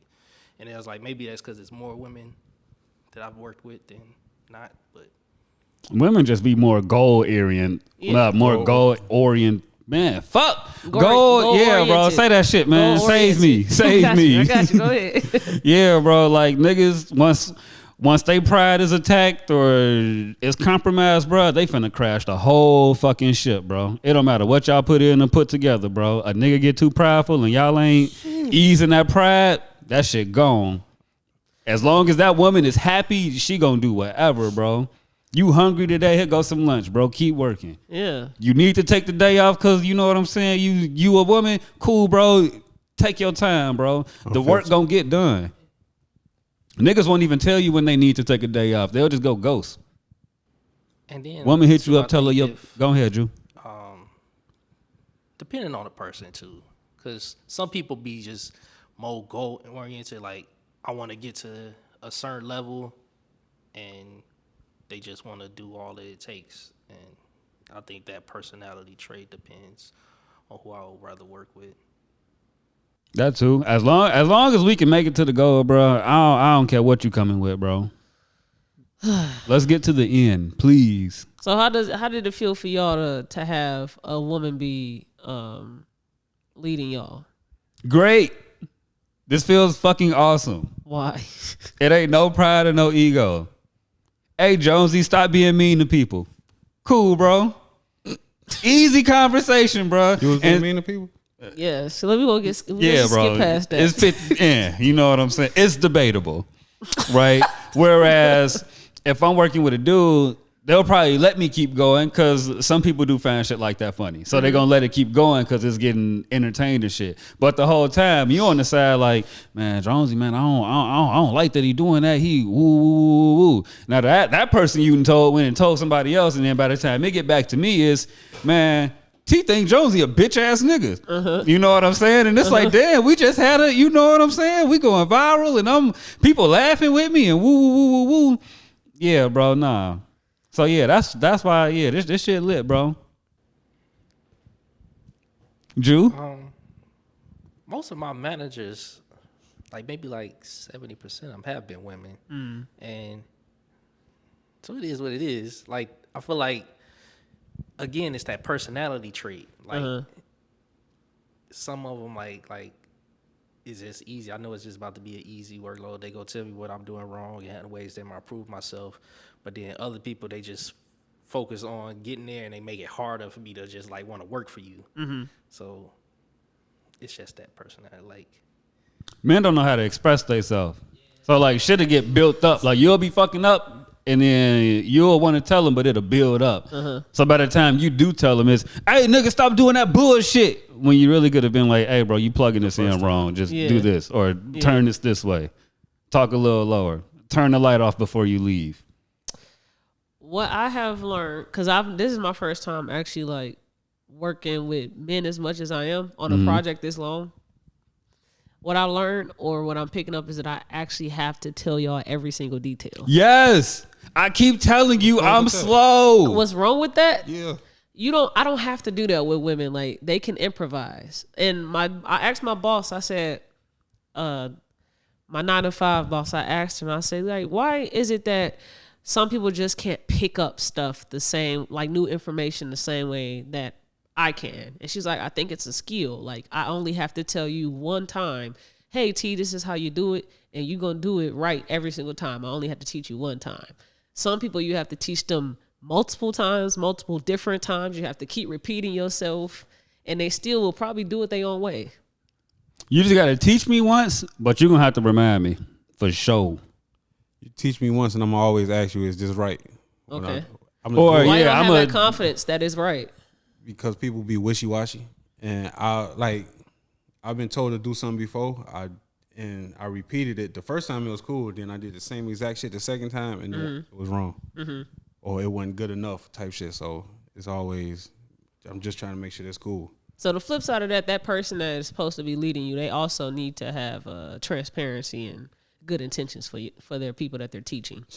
And that's how it's like being taught by old men. Like the shit he just said, that's how it was like when I was being taught shit by certain old men. Like if you wasn't my grandpa teaching me some shit, you was probably teaching me some shit that way, and we was bumping heads. Yeah. That just made me think, like, I always ask that question, is it right? Because I used to have to do that with my mom. Like, whenever I do something, it's not right how she wanted, then tell me exactly how you want it this time. See, and that was the difference between dealing with the women in my family versus the men. Is if it gets done, cool. The men, no, you ain't do it this way, turn that way. Like, nigga, shut up, bro. Yeah. The shit's done. Yeah. That is a pet peeve of mine, for you to like tell me I have to do it exactly your way. And if I don't do it exactly your way, it's not going to still garner the same success. Even though I'm seeing that it is still getting the job done. Right. It's done. It's safe. Shit ain't broken. Like, shut up. Yeah. Put your pride down. That's all it comes down to. Working when I was working at Ford, they wanted me to run my line a certain way. But my way, I got the same results, and actually it was fun. Like made the work fun for the workers. They was coming to work and shit. Then when I would lead y'all way, that's when that was my worst days at work. Yeah. Like it was stressful as fuck. Yeah. So But why though? Like, what would you be doing different than the book? Before it was a union shop, I would walk around and like I used to talk shit to my workers. Like they, you know how Chicago niggas like cutting up and shit. Right. Like look at big supervisor, whatever. Woo, woo. Big shoe. Yeah, on my like facts. Now I talk shit back to him, and like that was how I built morale with my team. Yeah. And my boss, he ain't like that shit. He like, you not in the union. Like these ain't your friends. Like stop joking with them. Yeah. For what, bro? Like y'all want me to walk around chest poked out. I'm supervisor. Listen to me. All this bullshit. Like try to lead with fear, and you don't get no results with that. You don't. Leading with fear. Don't get no results. Don't get no results with that. Whooping your kids. Beating obedience into a motherfucker. You not getting no results. You whoop your kids, you whoop your son. There we go. God. When you yell at your daughter, you feel bad, ain't it? Because she get the crying, tearing up. And she your own, but she your only though. That's different. Who else in the world is gonna beat on your son because they don't do something that you tell them to do? Who else is gonna do that outside of you? The world got soft. It used to be a time when somebody else would do it. The world didn't get soft. I'm glad I ain't grow up in the village like that. That was not my village, bro. You damn sure. You never got paddled in school? My nigga, No. if my parents weren't hitting me, what makes you think another adult was finna do that shit? I wish a teacher would put their fucking hands on me. Oh, I wish you would paddle me. You sending me to Cary Gosh Elementary School. Because maybe we just missed each other, but we always got that second option of you can get paddled or we'll call your parent. I always took call your parent because my mama was never at home. Shout out to Cary Gosh. Bam. You wasn't finna hit me with no damn block of wood, at bro. Church, at Zion, whatever, we had a 100 Voice Children's Choir. One of the workers, she had a belt named Mr. Cool Will. And she used to beat niggas out like, and ain't nobody parents say don't be putting your hands on my kid or not like. Nah, y'all parents soft, bro. Soft. She man. had a Y'all belt soft, called bruh. Mr. Cool Will. Mr. Cool Will. So she was mocking y'all with naming her belt, her weapon, Mr. Cool Will. A weapon. Wow. That is Bro. a weapon. The fuck? The day I would have went and told my uncle, this lady at church hit me with a belt Called Mr. Cool Will. called Mr. Cool Will. Uh-huh. It's I'm not going to church no more. He finna ruin that for me. You ain't finna hit me with a. wait, so you going to school getting hit with Just- blocks of wood So and imagine shit. you. Yeah, you ain't doing that, bro. So imagine that you discipline your son a certain way, right? Like, let's say the way that you like to discipline him is just with a like a punch on the arm. Don't do it again, nigga. Like that's what you do, right? And then you take him to church and miss whoever with Mr. Cool Whip, she whenever your son do something that she don't agree with, she choose to smack his ass with a bat. Like that's her way. You can be like that, that's cool. See, that's love. or maybe not a bat. You punching your kids, but he going to church and getting hit with a belt. Hey, the belt might be safer. Yeah. Like, bro, I swear I don't see nothing wrong. Like I don't see nothing wrong with it. That's why a lot of kids they act the way they do now because They not scared of adults. no, it ain't that yeah they need Scared their of ass beat, man. Why should they be scared of adults? It's not scared. They don't. Do I want to use respect? They should respect adults. They don't feel the consequences. They feel like ain't shit gonna happen. Or like, my mama ain't gonna believe you. You call my mama. By the time I get with her, she done forgot about the shit. But like, Ain't shit how gonna much? happen. Like when motherfuckers used to act up and carry gosh, they got their ass beat on site. Like not ass beat. They got a paddle on site. Sure. But what are you doing that orchestrates getting a paddle though, bro? Like, what are you doing? Throwing snowballs and you hit a teacher. Boom. Come in here. Now you That's gotta get fair. a paddle. All right. Now you got to get a paddle. And who else was you throwing snowballs with? Everybody. Nah, bro. You Everybody gets in you could hit trouble the kid that you caught. You don't, They bro. told you not to throw snowballs after school anyway. Nah, bro. You can hit the kid you caught. You don't hit the kids he snitched on. You ever got a paddle at carry gosh? I didn't. You know why? Because I seen that shit. And I ain't want no parts. I ain't want no parts. Like, it's setting examples. Like The snowball situation, I ain't get caught. Daryl got caught. And told him. Everybody. Now everybody next day gets Oh a my paddle. gosh. Yeah, you wasn't going, nah, bro. I done dropped out of so many paddle lines. Because even though I would be doing some bullshit, bro, you better call my parent and send me home, bro. No.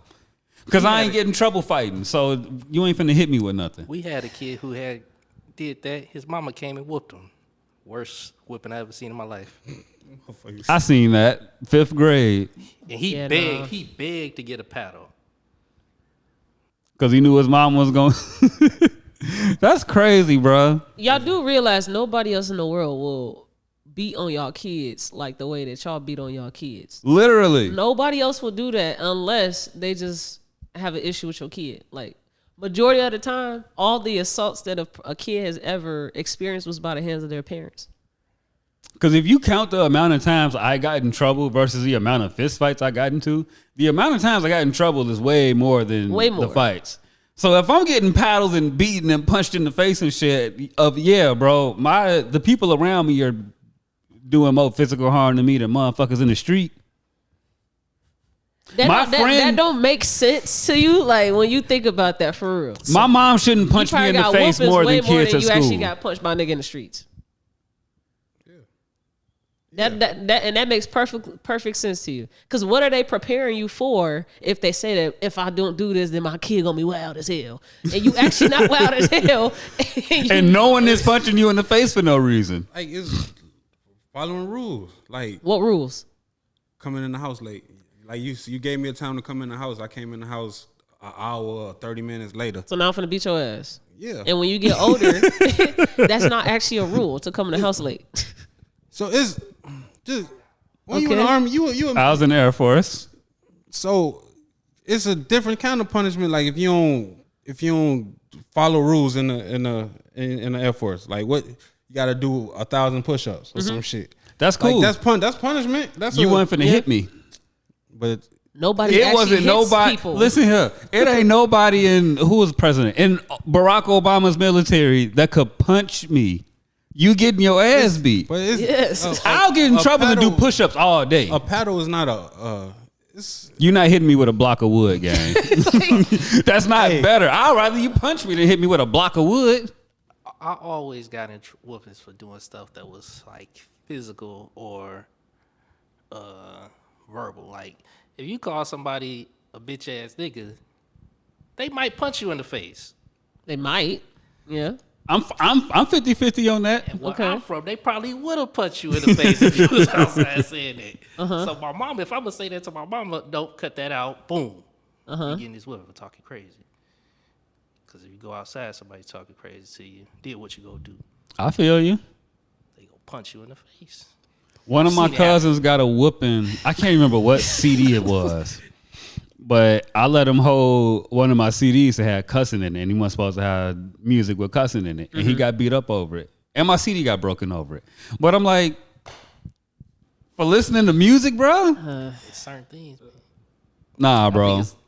Look, I don't know, maybe because I grew up in the projects. The last whooping I got. I'm cool with that, though. You catch your kid cursing or like being a bully or something, and you pop them, I'm totally fine with that. Because somebody will punch on you if you go fuck with them like that anyway. What you gonna say? So my pops, whenever I got a whooping, he told me to go to the basement. I knew when I went to the basement, I knew what was gonna happen. Did y'all have a finished basement? Yeah. Okay. So, I left Kerry Gosh in 4th grade. We had a rabbit for a class pet. They let me take it home and shit. I used to wake up in the morning, put it outside, clean the cage out, all that shit. So one day I ended up sleeping late, and my mama ended up doing it. She left the damn rabbit in the sun and it had a heat stroke. Damn. So I got a whooping for that. See, nah, bro. So it's like you got a whooping because she killed your rabbit. Yeah, yes, because that's some bullshit. But like the rule, like it was the rule in the house was like you ain't finna be sleep past 11 o'clock, 12 o'clock. So that was. You don't get beat for that. It might be stupid to some people. So, you don't get beat. I like feel you. That was a rule. Like it's house rules. So I feel like you. You don't agree with, but you don't get beat for it though. You don't get beat for it. Hey. I'm cool with punishment. I'm totally fine with punishment. You know who else got beat for rules? Who? Slaves. Oh my God. You know who got gassed and shit? Jews. My son, he's 15. Bam. Braylon was he went to a Catholic school. He got kicked out. Your son is 15? Yeah. Your son is 15. Yeah. Like your son's son. Yeah. Not like yo son. No. Like he came out your nuts. Yeah. Okay, go on. So he got kicked out of school. I beat his ass. Why did he get kicked out of school? He was asleep. He fell asleep in class. It was a lot of shit going on with him at the time. So he was doing more than just that. The last straw was him falling asleep in class. Okay. Were there any acts of violence in these? No. It was just like it was merits. It was a different environment for him. He Baptist. He was in the Catholic school. It was different. So it's something that you understand for why he was not following rules. Nah. Oh, okay. Because you just try to make it sense. No. It was a lot of shit that was going on with him, like in school. Like it was a different environment. I'm gonna just leave it at that. Okay. I beat his ass. Like Braylon was one of the kids that people used to hate see coming. Like, damn, they bringing his son. Fuck. But why? What was he doing? Was he bullying people? No, he was one of them little badass kids just running around. Like my boy Josiah, he always be like, yeah, Braylon learned how to walk yet? He 8. Right. He ran everywhere. Like you go to church, like you see him in church, he just running back and forth. Like got a lot of energy. Yeah. And you put him in track? So yeah, he run track. Okay. So put him in gymnastics? Nah. Put him in gymnastics. Nah.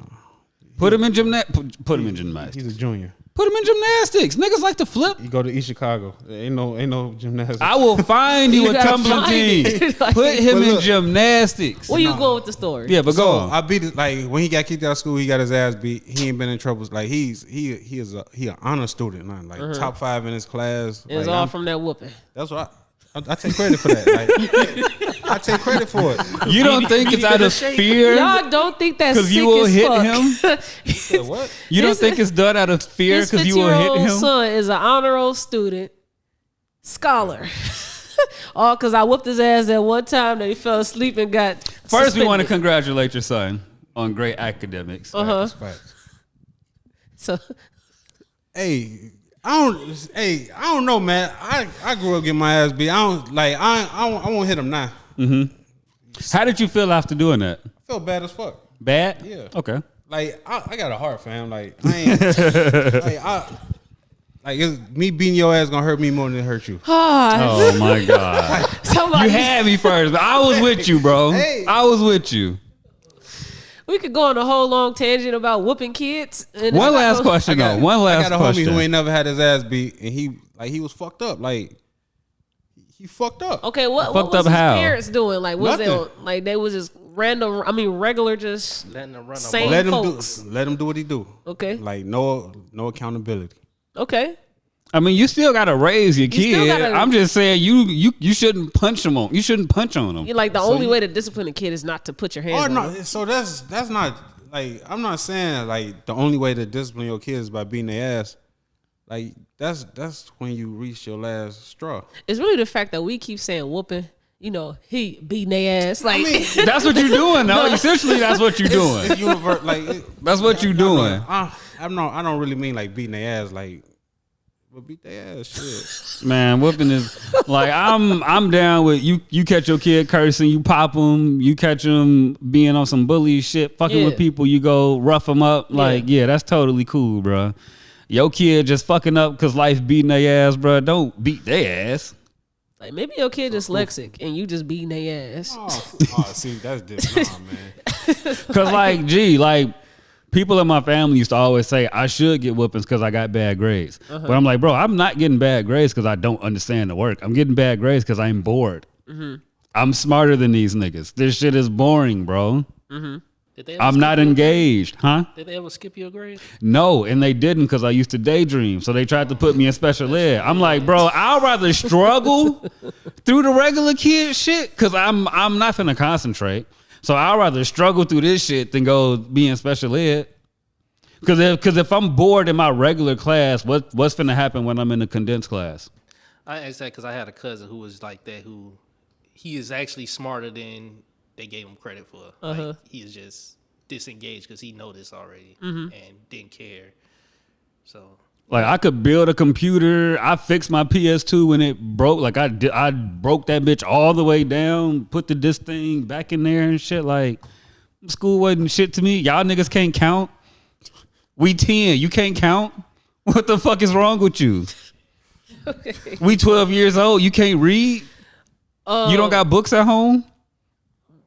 Mike, yeah, niggas don't be having books at the crib. Dog. Exactly. That's why I never go, man, these kids, it's these parents. before we get off the topic of kids, I wanted to talk about this documentary that's actually going viral right now. It's on Max. I don't have nothing to show. It's on Max. You sure looked up like we was finna.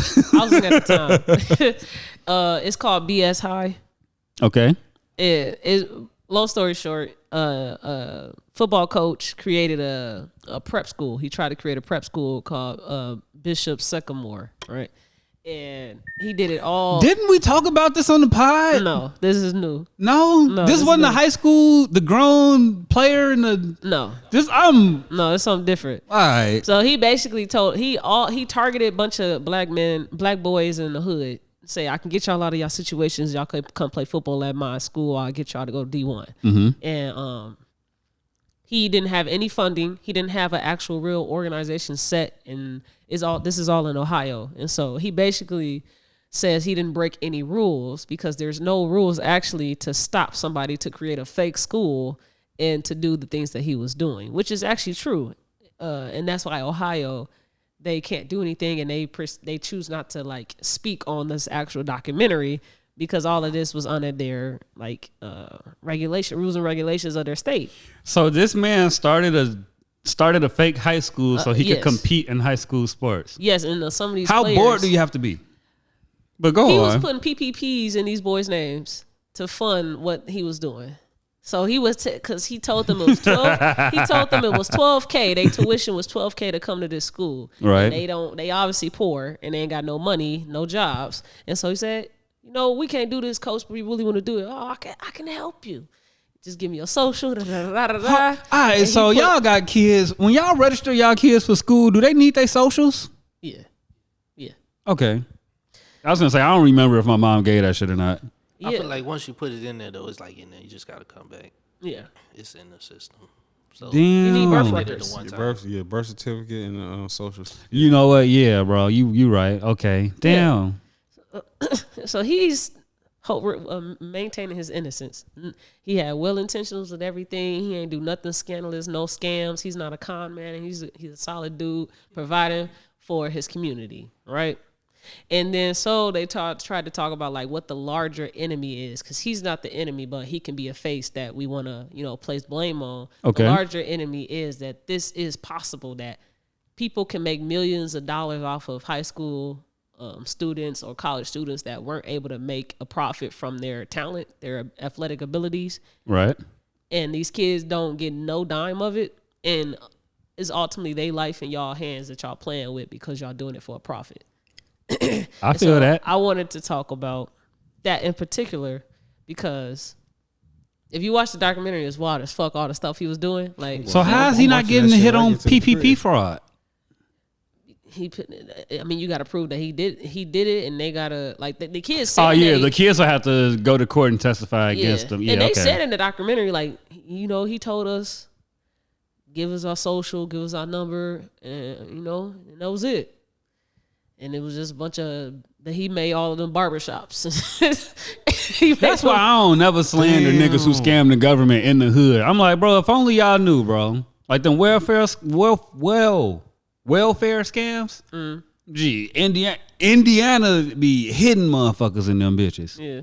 13 people live in the house, but you the only person that sleep in that bitch. Mary Beth. Damn. Yeah, because I they wouldn't got say on that. ESPN and everything. You said what? They got on ESPN. Yeah. Gee, I feel like we talked about this on the pod. No, we haven't. It was probably on ours, on Unfiltered. Maybe on the Weird or Nah, bro. We had to have talked about this on the pod. I don't know, but this is was my first years time hearing ago about it. That they was on ESPN and they got like blew out. This playing like the number one. Yeah. team. Yeah, I remember this. It was the number one team, and they Was playing No, against they IMG played, Academy, yeah. and that's what made But it they- breaking news. They switching helmets. Yeah. They got no names. Yes, naming they players didn't have ain't any funding, so they would use old equipment and would share helmets. Some of these dudes was 20. Yes, some Niggas of them, pulling up to the game in Toyota Camrys and some of shit. these people were 30 years old. Yeah. playing against high schoolers. Going full speed. Yes. You 30 years old on the D line going full speed with a 15-year-old. Yeah, getting whooped. And getting whooped. So it was one student that wanted to play football. He was the quarterback, and he was of age. And so after that whole scandal started, and he like left the school, he was trying to still have football dreams, and so he had tried out for Grambling State, which is the HBCU. And then the coach loved him. He was great. It was a perfect fit probably for him to go to. He accepted his offer, and then they learned that he went to that school. And so they had to take away their offer because they didn't have any like backing or funding to like if anything was to come of him going to that school, they're not able to take any responsibility for it. Right. So they decided, we can't have you come anymore. So how do you even go to a school that doesn't exist? Like, what do you do during the day? They didn't do any work. No homework, no schooling part, just Like only Emerson, football. bro. But No what football. do they? We used to go to Emerson and skip. No, but like, what do you they? laughing, but that's what they try to say in the documentary. Like, So yeah, like, there was a building and everything. Like, what are they doing? Like, See, from they- 8 to 3, where are these kids going? They go to school somewhere else, and then they go there to play football, like an AAU. Pretty much. they lived in hotel rooms. He would rent like hella rooms, all of them sleeping in hotel rooms. He didn't pay the hotels. He would like go dip off and go to a different hotel, or like he was just doing whatever he could to keep getting by. And he did this for 3 years straight, 4 years straight. See, I gotta put the ultimatum on hold. I'm finna go watch that shit. That it's is good. insane. It's good. More of the story. You said that y'all used to do that at what high school? What, When paddle? y'all was focused on football and not really school. No, I said that like Emerson because you said it went. What did they go to school at? And I'm like, where the fuck do people from Emerson go to school? Yeah. Nah, we ain't do that. Hell no, we ain't do that out there in East Chicago. I don't know about Gary. I had people on my AAU team that had 1.9s. Oh yeah, that's believable. Yeah, like they didn't care about their grades and stuff as long as y'all could play. What you in high school? What is it like a C average? You gotta have Yeah. 1.9. That's 2.3, something like that. 2.3. oh shit. As long as you got a 2.3 while the season is happening, you could play. Yeah, I'll say during the season. So yeah, if there's after the season over with, if you ain't, you get a 1.1. Then Now, it don't matter. I to remember them. my band teacher tried to enforce some shit like that. Like a grade Walker. point average. Yeah, bro, GPA, nah, streets. I'm like, well, I'll slap the shit out of you. You better let me fucking play. Play this And I damn pay, flute. and I paid for my instrument. Get the fuck out of my face. yeah, and if you were good at sports too, That's what I'm saying, bro. You better let me in this motherfucker. Class, bro. Remember all the good at Central. It was Asties or some shit. They used to put all the athletes in that. Askies? Asties. Or some, I don't know. Something. It's like All easy classes. yeah. As long as they could play. Yep. Whatever Hey. you can. See, we kept talking about whooping kids and you could do all of this to kids and this whole sports thing is a prime example of how literally this world you could do whatever the fuck you want to do to kids and you get no consequences because it's kids. But you wouldn't be able to do that to adults. No. Why is that possible? That we really can target kids to do whatever we want to do. We can profit off of them. We can beat on them. We can. Because it's already an It's not beating, acceptable it's a standard. whooping. It's a whooping. It's already acceptable. I always say, well, people don't like their kids. People don't like kids. For real. You're gonna take care of it because it's a responsibility, but you don't get no fuck about your kid. Okay. I like my kid. I mean, yeah, you know what I'm saying? You got people like Drew who like their kid, but nah, bro. You got some people who take care of their kid just because it's a responsibility. 'Cause they got Which to. you supposed to, yeah. Like, commendable, cool, but you gotta like the motherfuckers too, bro. I don't like them people who want kudos for taking care of their kids. I don't like those people either. But Man, I'ma forever give y'all kudos. I don't give a fuck. But my counselor, one of the things that she's been trying to teach me is forgiveness, right? She says I don't have a good grasp on the forgiveness. And she said that, maybe you need the amount of things that you have about somebody that's negative, maybe you can balance it out with some positivity.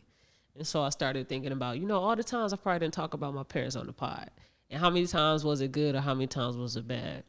And when I was, reflecting, I'm like, you know what? I don't have it in me to be like I'm so glad you fed us every day. Thank you. Hey, you did shout her out for keeping the kids close, though. Thank you, man. I Because was she gonna say, don't bro. be listening to none of that. You definitely be like, hey, she kept us together. You'll probably shit on them. You probably shitted on her for like 14 hours this season. But that 20-minute bit, you definitely showed some love. All right, cool. But I wanted to talk about forgiveness just for a few seconds. What is your definition of forgiveness? I'm gonna pick up the denotation of it, but what is your definition of forgiveness, Big L? Forgiveness, like, how you gonna define the word using the word? Because I was gonna say like forgiving somebody for whatever, like whatever I mean, they did that's wrong. So whatever dictionary, wrong, right? Yeah. So like, what's forgiven? So You know what I'm saying? just That's letting go of something that you feel somebody did you wrong. Like my pops. On our podcast, I used to talk shit about my pops all the time. Like, dude, he used to whoop me all the time. I ain't gonna say beat my. Matter of fact, he used to beat my ass all the time. Tell him what it is. So yeah, you've been beating ass this whole episode. So a lot of shit I feel like he was wrong for. Like he should, like, whatever. He shouldn't have been doing it. Then like the shit how he do my mama. Like, or how he did my mama. Just like forgiving, letting it go, like letting him be, like understanding that's who he is, and that's what he gonna do, or what he was gonna do, and don't bring it up no more. Like forget about the shit. You don't bring it up, or he don't bring it up. I don't bring it up. Like, Okay. The whole forgive and forget. Like if you don't forget some shit, like if you keep bringing it up, did you really forgive that person? No, and you need to step on it. You either need to forgive them about it or check them about it. Or in order for true forgiveness to be there, you also need to forget what happened to you. Yeah. But it happened to you. Yeah. I ain't gonna say forget it. I'm Like, just saying that's an option. Don't harp on, like, don't always bring it up or throw it in a motherfucking face and shit like that. Like, If you're gonna pick a detrimental way to go about it that way. It's practical. What's that way? I didn't get it. What is that way? Go about what way? Go about it. Shit, I just got lost my damn self fucking around. Yo significant other cheat on you. Oh, like forgiving somebody. You can either forget about it. You can either check them about it and find a solid, hey, this is where we, you know what I'm saying, we closing the door here. Well, yeah, them really the only things you can really do. Okay. Don't bring it up every time. But yeah, bro, if you not gonna have that conversation or you not gonna forget about it, don't be petty about it and do small passive aggressive shit to the other person. You know what I'm saying, to get your get back on something that you forgave them over. Okay. The denotation or the dictionary definition of it is, it involves an intentional decision to let go of resentment and anger. The act that hurt or offended you might always be with you, but working on forgiveness can lessen that act's grip on you. So you don't actually forget anything, you know? The hurt will probably still, fuck with you.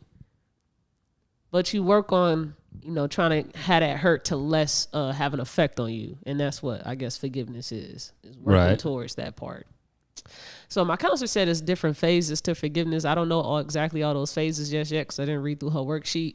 But I wanted to talk about, is there ever a moment where you feel like you can't, forgiveness doesn't need to happen? Because we all are taught that you have to forgive, let go, let God, But God told me to leave you alone. Do you have to forgive? I feel like I don't. Go ahead. It depends. Okay, what it depends on? On how, damn, this fucked up. On how you feel at the time. Like, so, damn, I don't like doing this because it's too. Man, this is Get club personal. culture. We get deep and personal man, here. I had a situation where somebody sent me some footage of somebody that I was dealing with. Okay. And what type of footage? So they sent you a sex tape or something. Okay, cool. It was a sex tape? What's next? And Larry, Jonesy, stop. I need to know. Let him get his shit Build off. the context. Let him Like- get his shit off. The whole, like, the forgiveness wasn't. Nah, It was hard for you to forgive her? it was very hard. Okay. I stepped back for a minute and then stepped back in. Felt dumb as fuck, but You left the relationship and then you went back to the relationship. Yeah. Okay. and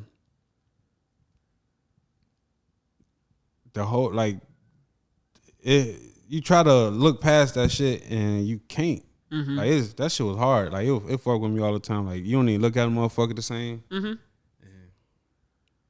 So you was cheated on? Yeah. Okay. Remember what movie was that? But what was she? The Best Man. Remember when they was at the altar and he was having flashbacks? Yeah. It was, Yeah. Okay. And so where are you with it now with forgiveness in that particular situation? In that situation, like, How did you forgive her bro, or him? Have you forgiven her? Okay, her. We don't assume on this show, bro. We don't assume on this show. We're progressive. how did you? Or them. Man, just whatever. Like we not we ain't together. Of course we ain't together, but we cordial. Like, Okay. we cool. Like when I see her out, I say what's up to her, give her a hug or some shit. But just people gonna be who they is. But Remember why? I was talking about accountability. Yeah. About you shouldn't be dealing with motherfuckers like that anyway. Yeah. That might be one of them situations where I shouldn't have been dealing with you anyway. Okay. But why do you still keep it cordial with him? Like, do you have to have a relationship with him? I don't, but I ain't like that, bro. Like I talk shit a lot, but I ain't fucked up like that. I got a heart, fam. What you mean? She clearly showed you she ain't had one. Yeah. Yeah. Is that where I need to grow or something? No. Like, okay. I'm asking this question for myself. Like everybody handle shit different. Like, Right.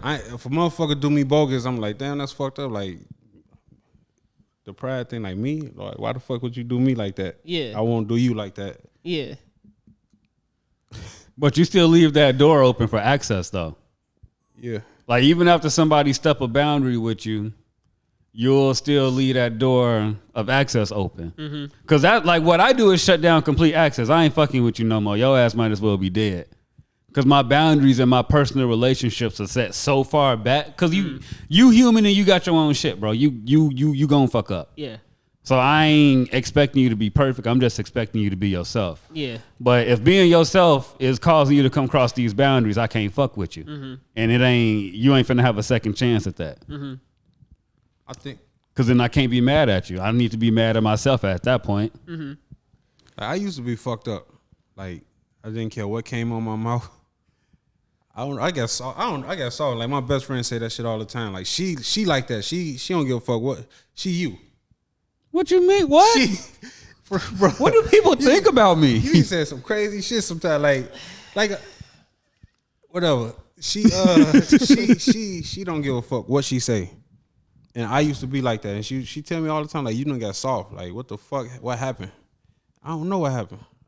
I wouldn't say. Maybe you grew up. I wouldn't say the word soft. I think you became maybe more understanding. Because maybe, did y'all have a conversation about why she did what she did? Yeah, but man, when you ain't gonna say why you did. You really not gonna say why you did what you did. Like you gonna say whatever you think need to be said or want to be heard. Yeah. How did it get to you? She sent it to you? That's what's confusing. You too stuck in the details. We ain't worried about Because the context all is blurry to me. He said that somebody sent him a sex tape of his girl. That's all All you he need said to know. was footage. That's She could have been leaving a restaurant. Bro, I on some literally cheater told shit, you that like- it was a sex tape and he confirmed it. I ain't hear that part. Just shut the hell up and listen to him. I'm sorry, Lara. Like, that's why. It was. So how did he get it? It don't matter. Was His it your girl homie cheated. that was she cheated with your homie and your homie told you? Nah, she ain't cheat with my homie. I ain't know the nigga. So how did whoever sent you the video get it? Cause he knew me, and he knew somebody that I knew. And he reached out to somebody. They gave him my number and shit like that. It was. So the guy recorded it and sent it to the mutual, and then the mutual. No. The guy reached out to one of my people. The guy that was in the video. Yeah. Okay. Asked for my number, and they gave it to him, and he. Does he not like you or something? What the fuck happened? Why would he do that? Jonesy. This doesn't make sense. I mean, it's a good question, but This sounds like some rapper shit, I don't bro. think Like we I'm need gonna to go. know the answer to that for what we actually talking about. I disclose the information with you off camera. Okay, that's more than Damn. enough. Because this is not adding up to me, bro. Okay, more of the story.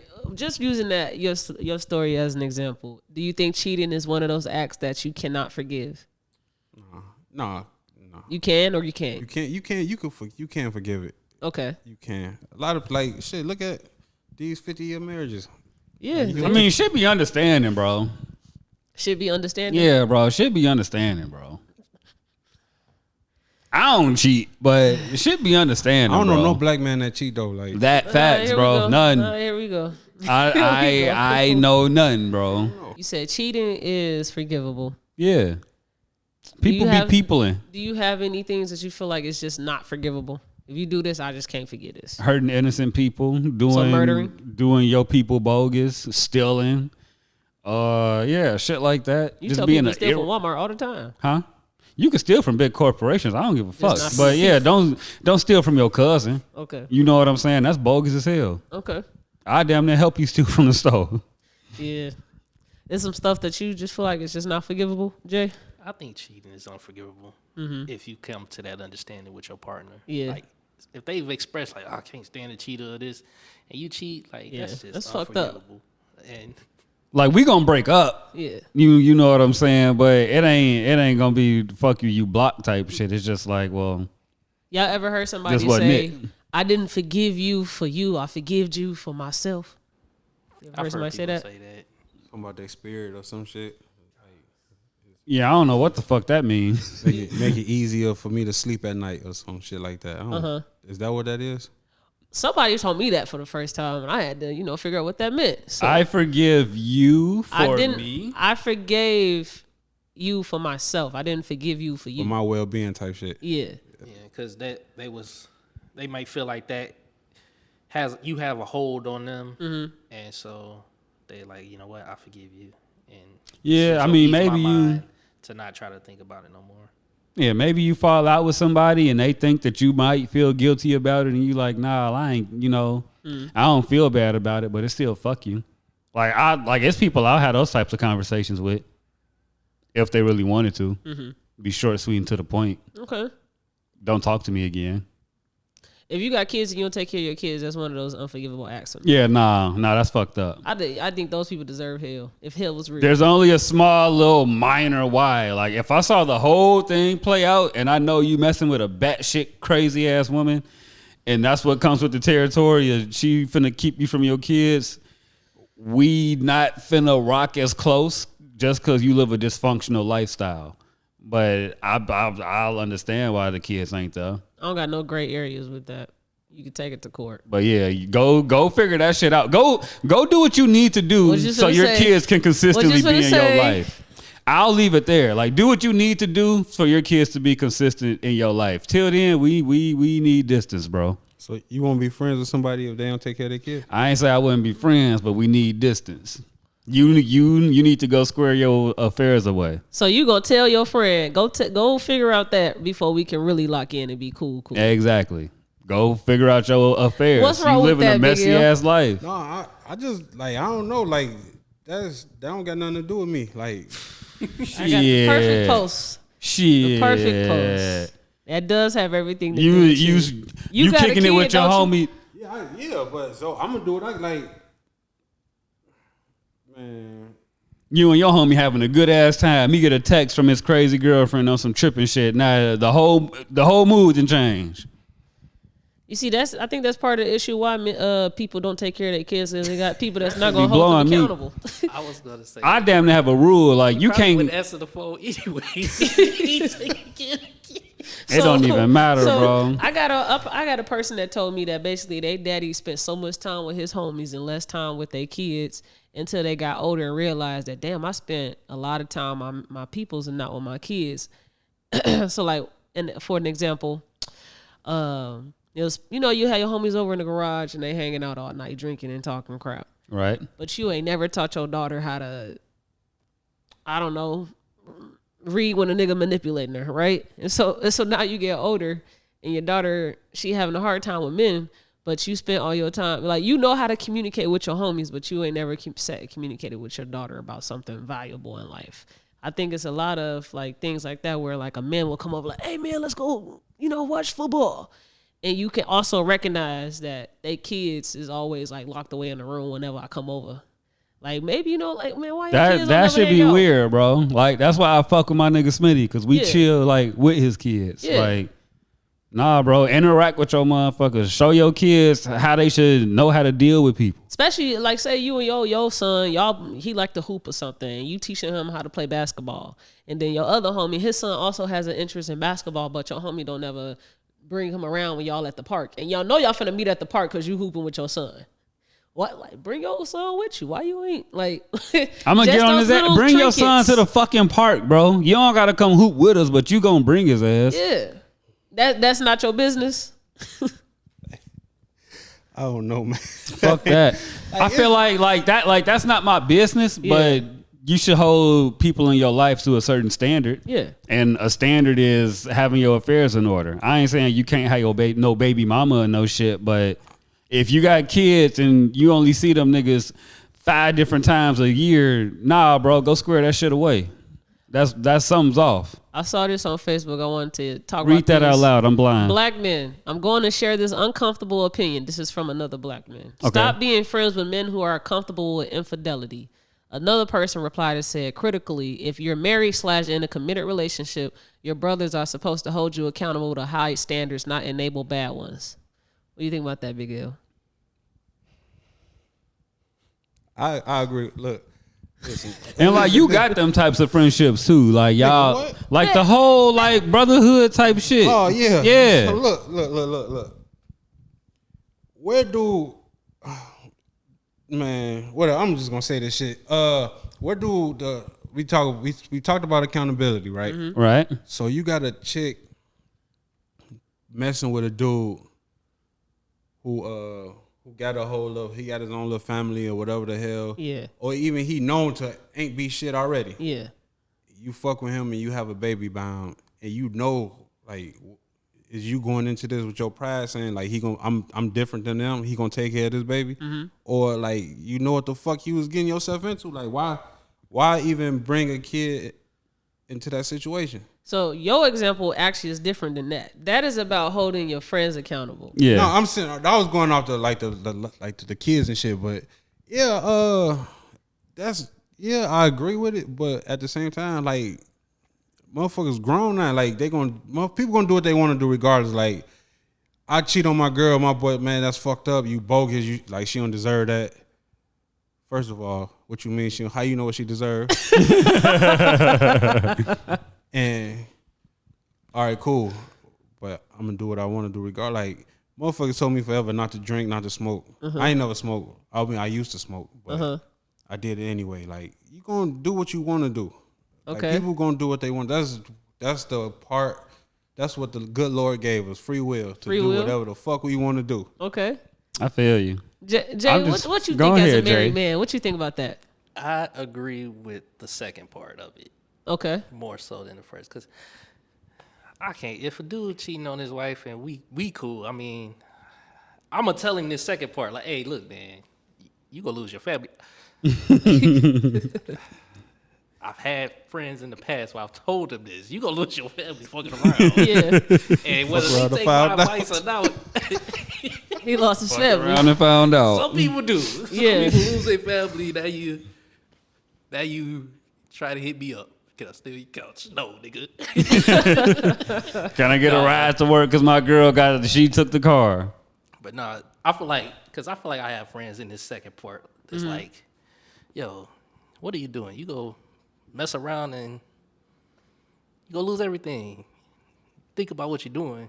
But like I said, if they choose to do it, like you said, I probably ain't gonna stop being friends with you. So, I'm gonna just tell you every time I talk to you. Yeah, till you get back right, bro. Go figure that out. What I don't like too, niggas always gonna find something wrong with something. In the first line, black men. Okay. Why you gotta do that?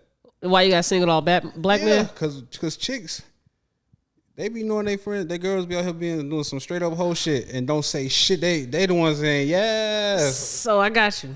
We got to stop doing that. For real. The audience is for black men to respond to. This ain't got nothing to do with nobody else but black men. They singled out black men because they want to talk to only black men. So you can make your own post, be like black women, why y'all don't? So that Yeah, you black can women, talk to why black don't y'all women hold y'all because- friends accountable? You can definitely have that spill. Ain't nobody stopping you from doing Like it. I know that you've experienced being cheated on, No. and you probably want to get that off. But this ain't for that time. That ain't your time. It's just not. Like everybody is. You right. You got it. Because even I'm with you. I hate the whole we as men, black men, Yeah. brothers. Like, I hate that shit. But Yeah. I feel you, though. And I feel T. If you want to holler at the women, go holler at the women.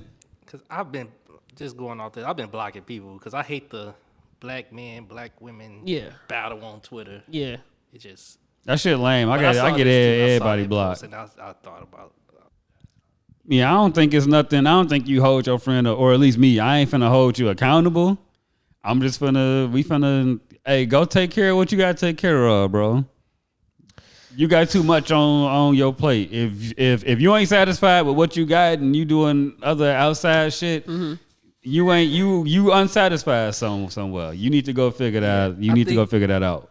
It's a talk that you have with them, and they have to come to the realization themselves. Like, is it really worth it? Just think about worst case scenario. What you doing? Like with anything else, you'll lose your family messing around, or your girl, man, or your man. See, I was a little skeptical creating a podcast because I felt like my views were just too black and white for people. You know, that's what I'm always told. You just too black and white. Saying you too literal. Yeah. And, maybe, people call me too righteous as well because I just don't believe you should do things that you shouldn't do. If you feel like you got to sneak to do it, you shouldn't be doing it. So why are you doing it? And you know that a lot of people cap about the stuff that they do. They give reasons for it. They give excuses. And that's only for you. That's not for the person you actually hurt. So I know you probably felt bad when you went to sneak over to that girl house or that girl came to sneak at your house. Stop. Don't do it before. You can, there's so many points before you actually make a bad decision. There's so many points in it before you do it. Just stop and don't do it. And God even gonna tell you, God gonna come in and give you the most quietest, subtle, hey, bro, leave it alone. Yeah. You know what I'm saying? Something as small as somebody just missing your phone call or something. You know what I'm saying? Like that could have been your blessing. Yeah. That right there, that person that left you on red, that person that left you on scene, you probably left on red and seen for a reason. Yeah. Now, if you finna start double, triple, and you know what I'm saying, going back, God finna be like, all right, bet. Watch this. Watch. I'm finna hurt, Watch hurt this. the fuck out of you. Yo, dumb ass. You could have had a broken heart over being left on scene. Now you Yeah. finna have a broken heart because you finna get cheated on. Yeah. Yeah. That's why Shorty fell asleep when she got out the shower. Exactly. Pick your struggles, bro. Pick your struggles. Because I sure could have been like, yeah, that's cool, blah, blah, blah. Yeah. And later down the line, some even bigger fucked up shit happened. Nah, bro. I'm cool with a I'm little not 20, being 30 friends with minutes of cheaters. time. I'm not being friends with murderers. I'm not being friends with people I personally wouldn't do. Nah, murder is I'm not cool. doing- Murderers. You gotta. Murder is Nah, definitely cool. I'm not. though. I'm good. Gotta I'm have good. Nah, murder. murders is definitely cool. I'm good. Sometimes some niggas gotta go. Okay, cool. I need to talk to you about why you did it. I know. I'm not just finna just be friends. Right. with We you. can't write off all murderers. Yeah, you know no, what I'm saying? no. I feel you. But we Yeah. can't write them all off. You killed you try to get some vengeance for somebody that killed your daddy back in the day. Cool, I understand fuck with that. You know what I'm saying? But you Smoke just the go nigga kill for running in somebody your in the shit. grocery store because they wouldn't give you the apple. Like, But you can't understand me cheating though. That's crazy. understand you cheated? We understand. Hey, understanding isn't acceptance. That- yeah, We understand yeah. all day. So, no, I'm saying so. we just don't accept it. You would accept the murderer because of if the reason good enough, but you won't, but not the cheater. Exactly. What if, No. what if the reason good? No. There is no good reason to go There's cheat no on good reason somebody. to go cheat on somebody. I'm sorry. Because if it was a good reason to cheat, you'll go back and be honest with your girl. Babe, I did this good thing. No, you just don't feel like having an uncomfortable conversation. Nah, bro. Because you'll tell your girl you smoked a nigga. Niggas are cowards. No. When I say niggas, I don't mean men. I mean period. People be cowards Some people don't mind telling them, and it's crazy. because they know they're gonna accept it. Was that a Tubi movie? He was like, I've been out here fucking bitches for money. I ain't got no. Hey, Yeah. Shout out them Tubi shout out to movies. Tubi, yeah. Yeah. You can call me too righteous. I'm not gonna be friends with somebody that habitually cheats on their partner. Cause I know what my partners have done for me. They've done so much more than what anybody have done for me in life. For me to go cheat on them, I'm a foul ass nigga. Man, if you cheat on your person, bro, you got like 2-3 weeks to break up with them, and we could still All right, cool. yeah, that was the end of yeah. your shit. Cool, Yeah, bro. yeah. Y'all cheating, y'all still rocking out, man. I'm good, bro. Yeah. I don't know why y'all think y'all just so like safe. Like you homies with a habitual cheater. You think you safe as a homie? You don't think he will ever double cross you? Man, if a nigga steal your roaches, he'll kill you. So I just think anything past that, bro. If a nigga would steal roaches out your ashtray, he would kill you. Okay. Wouldn't put it past him. Oh wow. All right. No. Oh. There's a lot of I don't knows, Big L. You got a lot to think about when you go home. No, it's just like they don't got nothing to, like you cheat on your girl, they don't Until it has something to do with you. How would that have something to do with me? Because he might do some fraudulent shit to you one day because you ain't never checked him on his loyalty to his girl. So what if your homie, hold on, I got you, T. So your homie cheat on his girl, right? Boom, your girl plugged in with some niggas and she finna send them to go get your homie and your homie chilling with you. Wait, what? He putting you in harm's way because of his decision making. Because of his decision making. Yeah. You ain't even you ain't even getting no pussy out the deal. And now your shit getting shot up. Or y'all in the club fight with some random niggas. It's always consequences for decisions. I know somebody that took a Hey G, I don't pull from shit I ain't seen, bro. A nigga took a Moet bottle to the face because his homie was on bullshit. Them some pretty thick bottles, bro. You ain't hitting me with one of them and I ain't even get my dick wet in the situation. You got 2 pieces of pussy and I'm getting beat up.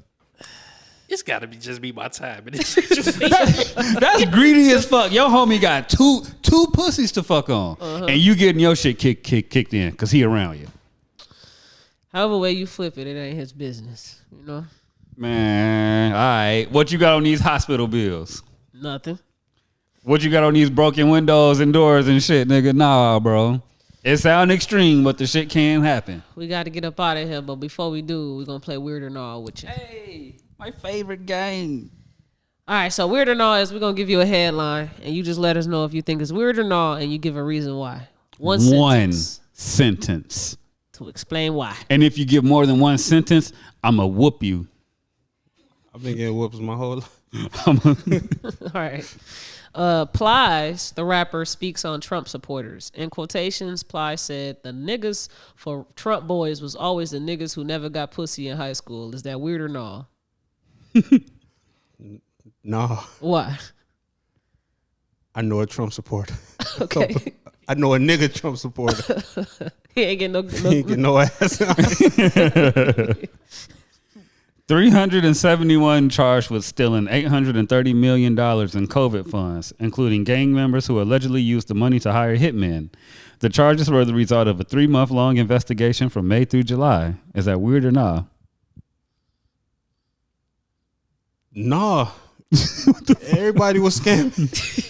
Hey. Okay. Blueface's brother claims that their mother taught him how to pleasure women. In quotations, you never taught me shit except how to eat pussy one time. Is that weird or no? Weird as fuck. Why? How you? I enjoy putting that there. That shit funny as hell. That's real? Yes. These ain't no fake headlines. Shit. One sentence. That's nasty. That's them people shit. Okay. Them people. People reportedly spent $5.6 billion on OnlyFans in 2022, a 16% increase from the previous year. Is that weird or not? Weird as fuck. Why? Reddit exists. Reddit? Yeah. They got porn on Reddit? See, they don't be having the lower, like, your neighborhood Applebee's bartender OnlyFans on Reddit. You know what I'm saying? Like, they be having a big creator, you know. I be trying to find a 9-to-5 struggling people in between OnlyFans. When I was at Lil, it was a chick that she had OnlyFans with $45. Me and 2 of my boys put 15 up a piece. But yeah. All right. That's what I see. Hers wasn't on Reddit. Nah, you right. You know? She was going crazy, wasn't she? No. Damn. Wasted your $15. See, that's why I said on the last one, when they cheaper than $8, I don't know what it is. They be on there going crazy. All right, next headline. Hooters is being sued for discrimination. After the pandemic, they allegedly called back white women and light-skinned women to return to work, but never called back dark-skinned women. Is that weird or no? Fuck Hooters. Duh. You gotta think about it. He's struggling. Because for me, you know what? Yeah, that's what I'm gonna be politically correct. No, Put do the your mic- get the thing. Do your mic. thing. Put the mic to your mouth, my boy. No pause. Nah, that ain't weird. Why? I love yellows. Okay. Okay. Whew, I'm gonna have fun with that one. Indiana man arrested for driving a Power Wheels Jeep under the influence. Is this weird or not? This is in Vincennes, Indiana, to build some context. No, Vincennes, what's that? Party town. Nothing at all there. College. There's the school. Yeah, that's And like, that's that's like the biggest party school in the state. That gotta be Bloom. That would have to be Bloom. I know when I was supposed to go to Vincennes. Nah, Vincennes went crazy because all the fake smart kids went there. Man, is that weird or not? No. Why? Hey, by any means, got to get to that box. Halle Berry has agreed to pay $8K a month in child support to her ex-husband Oliver Martinez after finalizing their divorce. Weird or not? Look at him. 8K1,000. 8K. 8K1,000. That's not weird. Shut up. It needs to be normalized. Bam. That's it right there. You know, men gotta take them to court for it to be normalized.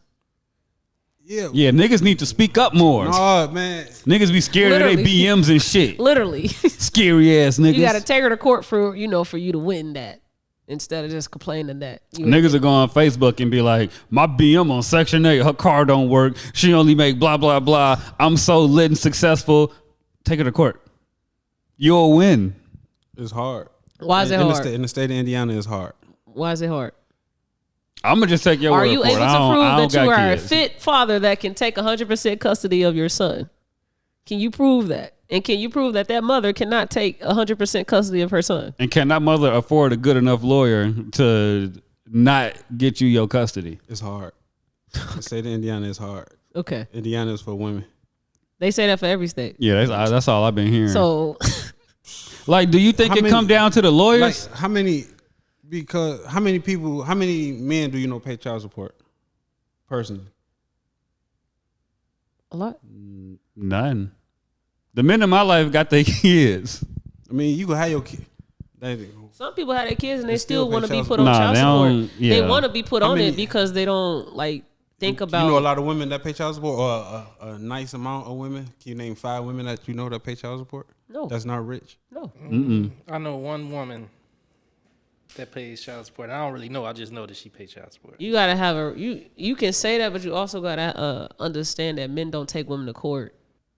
But I will say this though. So even when you could take me to court. We there, and all these questions it's not all. You don't always sit in front of the judge. It's a mediator. Mm-hmm. They ask you all these questions. You fill out a sheet. That's how the amount is determined. Mm-hmm. You could do it there. She took you to court, right? Instead of you took her to court. I'm not talking about you. You said a woman took a a woman but that's where it could get handled at then. Like, I'm not fit to take care. If I'm not fit to take care of my kid 100%, why am I fit to pay child support? Why? How do you come up with this crazy ass number? Because take care of a kid is not just paying for stuff. But that's what But I'm saying, you're right. So if I'm telling you right though. You got it. No. I'm on your side. I'm trying to understand where you coming from. No, so because we having 2 conversations. Like, right what now. would you feel that a man would need to win in these child support cases? Like, do you think it come down to the lawyer battle or a lot of times evidence? It should be the same way that y'all determine that I gotta pay child support. The same way for her. Like, if she going out every week, like she go out 7 days in a week, she at Panthera's 5. I'm dead. But I'm asking you, like, how does the system work? I ain't never been in child support court. I hope I never will. They ask you all these questions: where you live at, how much you pay for rent, car note, gas, how much, where you work at, how much you get paid. Now, in the court, just dealing with the court, what do you feel like will heighten the man's chance to win in a child support battle or custody battle? You I would say you would need a lawyer. Right. You would, but a lawyer is not needed in child support. Like when she just taking you just show up and answer all these questions and all that other bullshit. And But can you have a lawyer? Yeah, you can, but it's not needed. Yeah. Okay.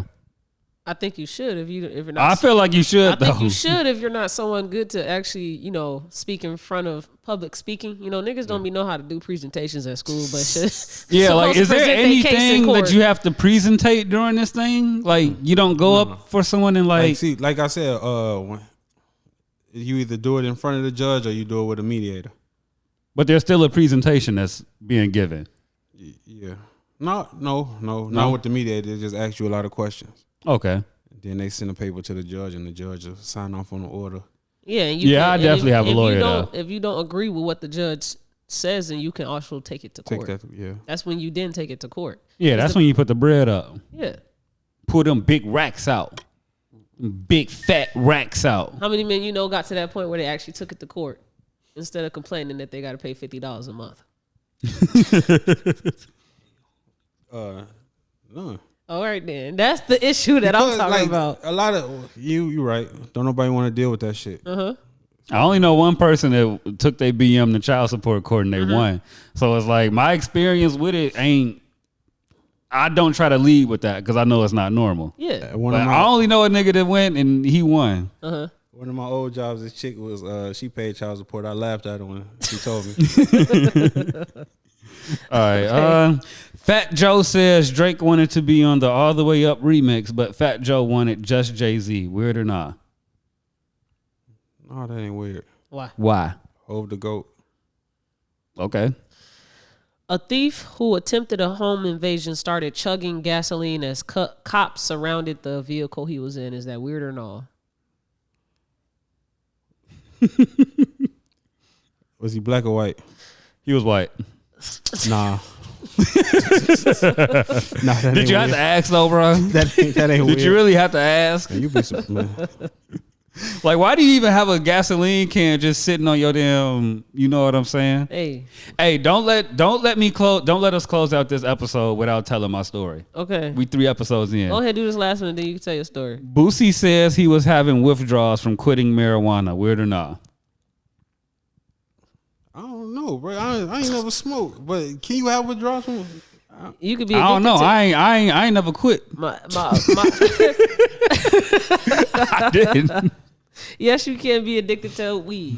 I feel like you can have withdrawals. Yes. I feel like the withdrawals has something to do with like being fidgety and shit. Anxiety. Anxiety too. All the mental health. Nah. Okay. Because people have withdrawals when they stop having shit. Okay. I seen tobacco withdrawals when I was in boot camp. That shit crazy. Yeah. I was like, nigga, cigarettes? Cigarettes doing this? What's your story, Jonesy? That's crazy. Man, I finally got hit on by a gay dude. Okay. Finally. How that was for you, man? Weird as fuck. So wait. Where were you at? Why? So I'm walking through the lustrous Glen Park neighborhood in the fine Gary, Indiana. And I'm walking my dog, you know what I'm saying? We cooling, nice day outside. And it's this dude in my neighborhood. He always I just say he look different. Okay. He be doing some different shit. Yeah. You know what I'm saying? And one day I catch him, he catch me walking my dog. And he like, hey bro, that's a nice dog. I'm like, thanks. Kept walking. Nothing, you know what I'm saying? Some normal shit. Yeah. Or no, he asked what type of dog is that? Then he said nice dog. Okay. But anyway, so I keep walking. I'm walking back. I got to walk past his crib again. And he was like, damn, what the fuck did that nigga say? He said, nice dog. Then he said nice beard. And then that's when I was like, yeah, thanks, bro. Yeah. You know what I'm saying? It's getting a little weird now. And then he was like, then he finally just shot. You know what I'm saying? He said, you cute as hell. And I'm like, thanks, bro. Just keep walking. Okay. I ain't finna say shit. I ain't finna give him the chance to get nothing else off. This nigga clearly testing his limits right now.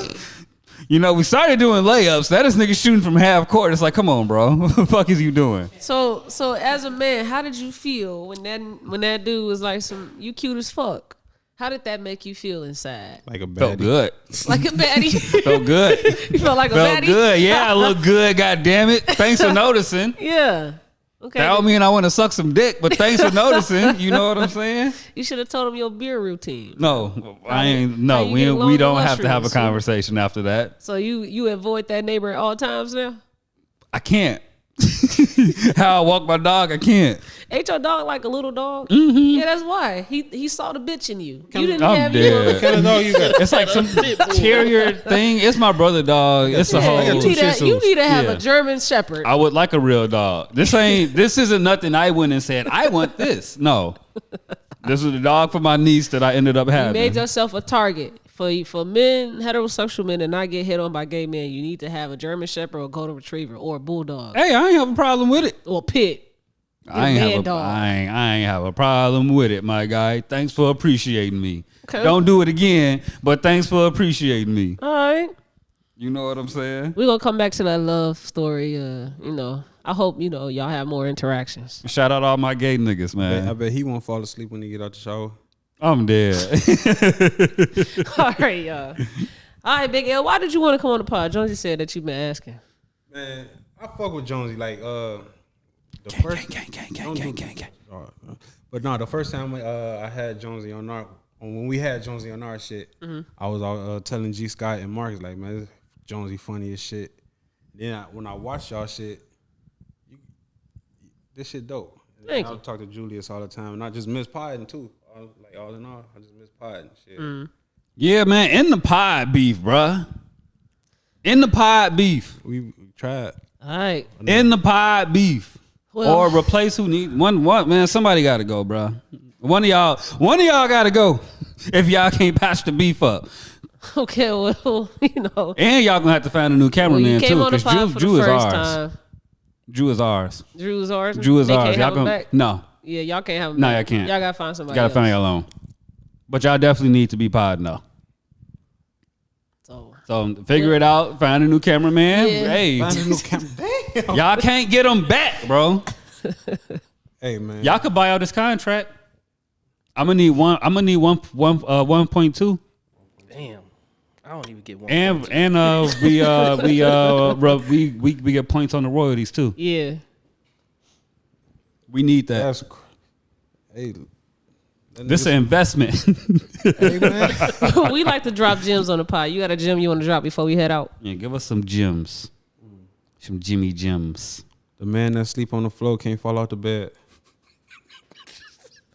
Let's go, boy. The man that can't sleep on the floor can't. Oh, the man that sleep on the floor can't fall off the bed. So are you promoting, homelessness? That's no. Hey, sleeping on. I got some of my best sleep on the floor. You ain't even gotta lie, bro. I swear. Come, stop. It's like when you younger and you sleep on the floor. That's some of the best. Making a pallet, nigga. Bro, you new to sleep. Sleeping anywhere when you young gonna be fire. No, I'm talking about before I turned 30. Nah, that shit hurt. But like when I was under 30, like sleeping on the floor, yeah, that shit was cool. I know you didn't mean that literally. Like you get better sleep on the floor, and that's what my gym was about. Like what exactly? It don't, like I don't got no gyms. It just that was just in your head. Yeah. Okay, That's right. just some shit. All right, well, You can't fall off the bed if you sleep on the. What you say? thank you for coming on the pod, Big L. Why can't I drop a gym? Cause we ain't here for I don't even think I got a gym. If you're on YouTube, make sure you like, comment, subscribe, and hit that bell. And if you're on your favorite streaming platform, thank you for tuning in and make sure you leave us a rating. I do have a gym. Peace. No, I don't. Just watch the damn podcast.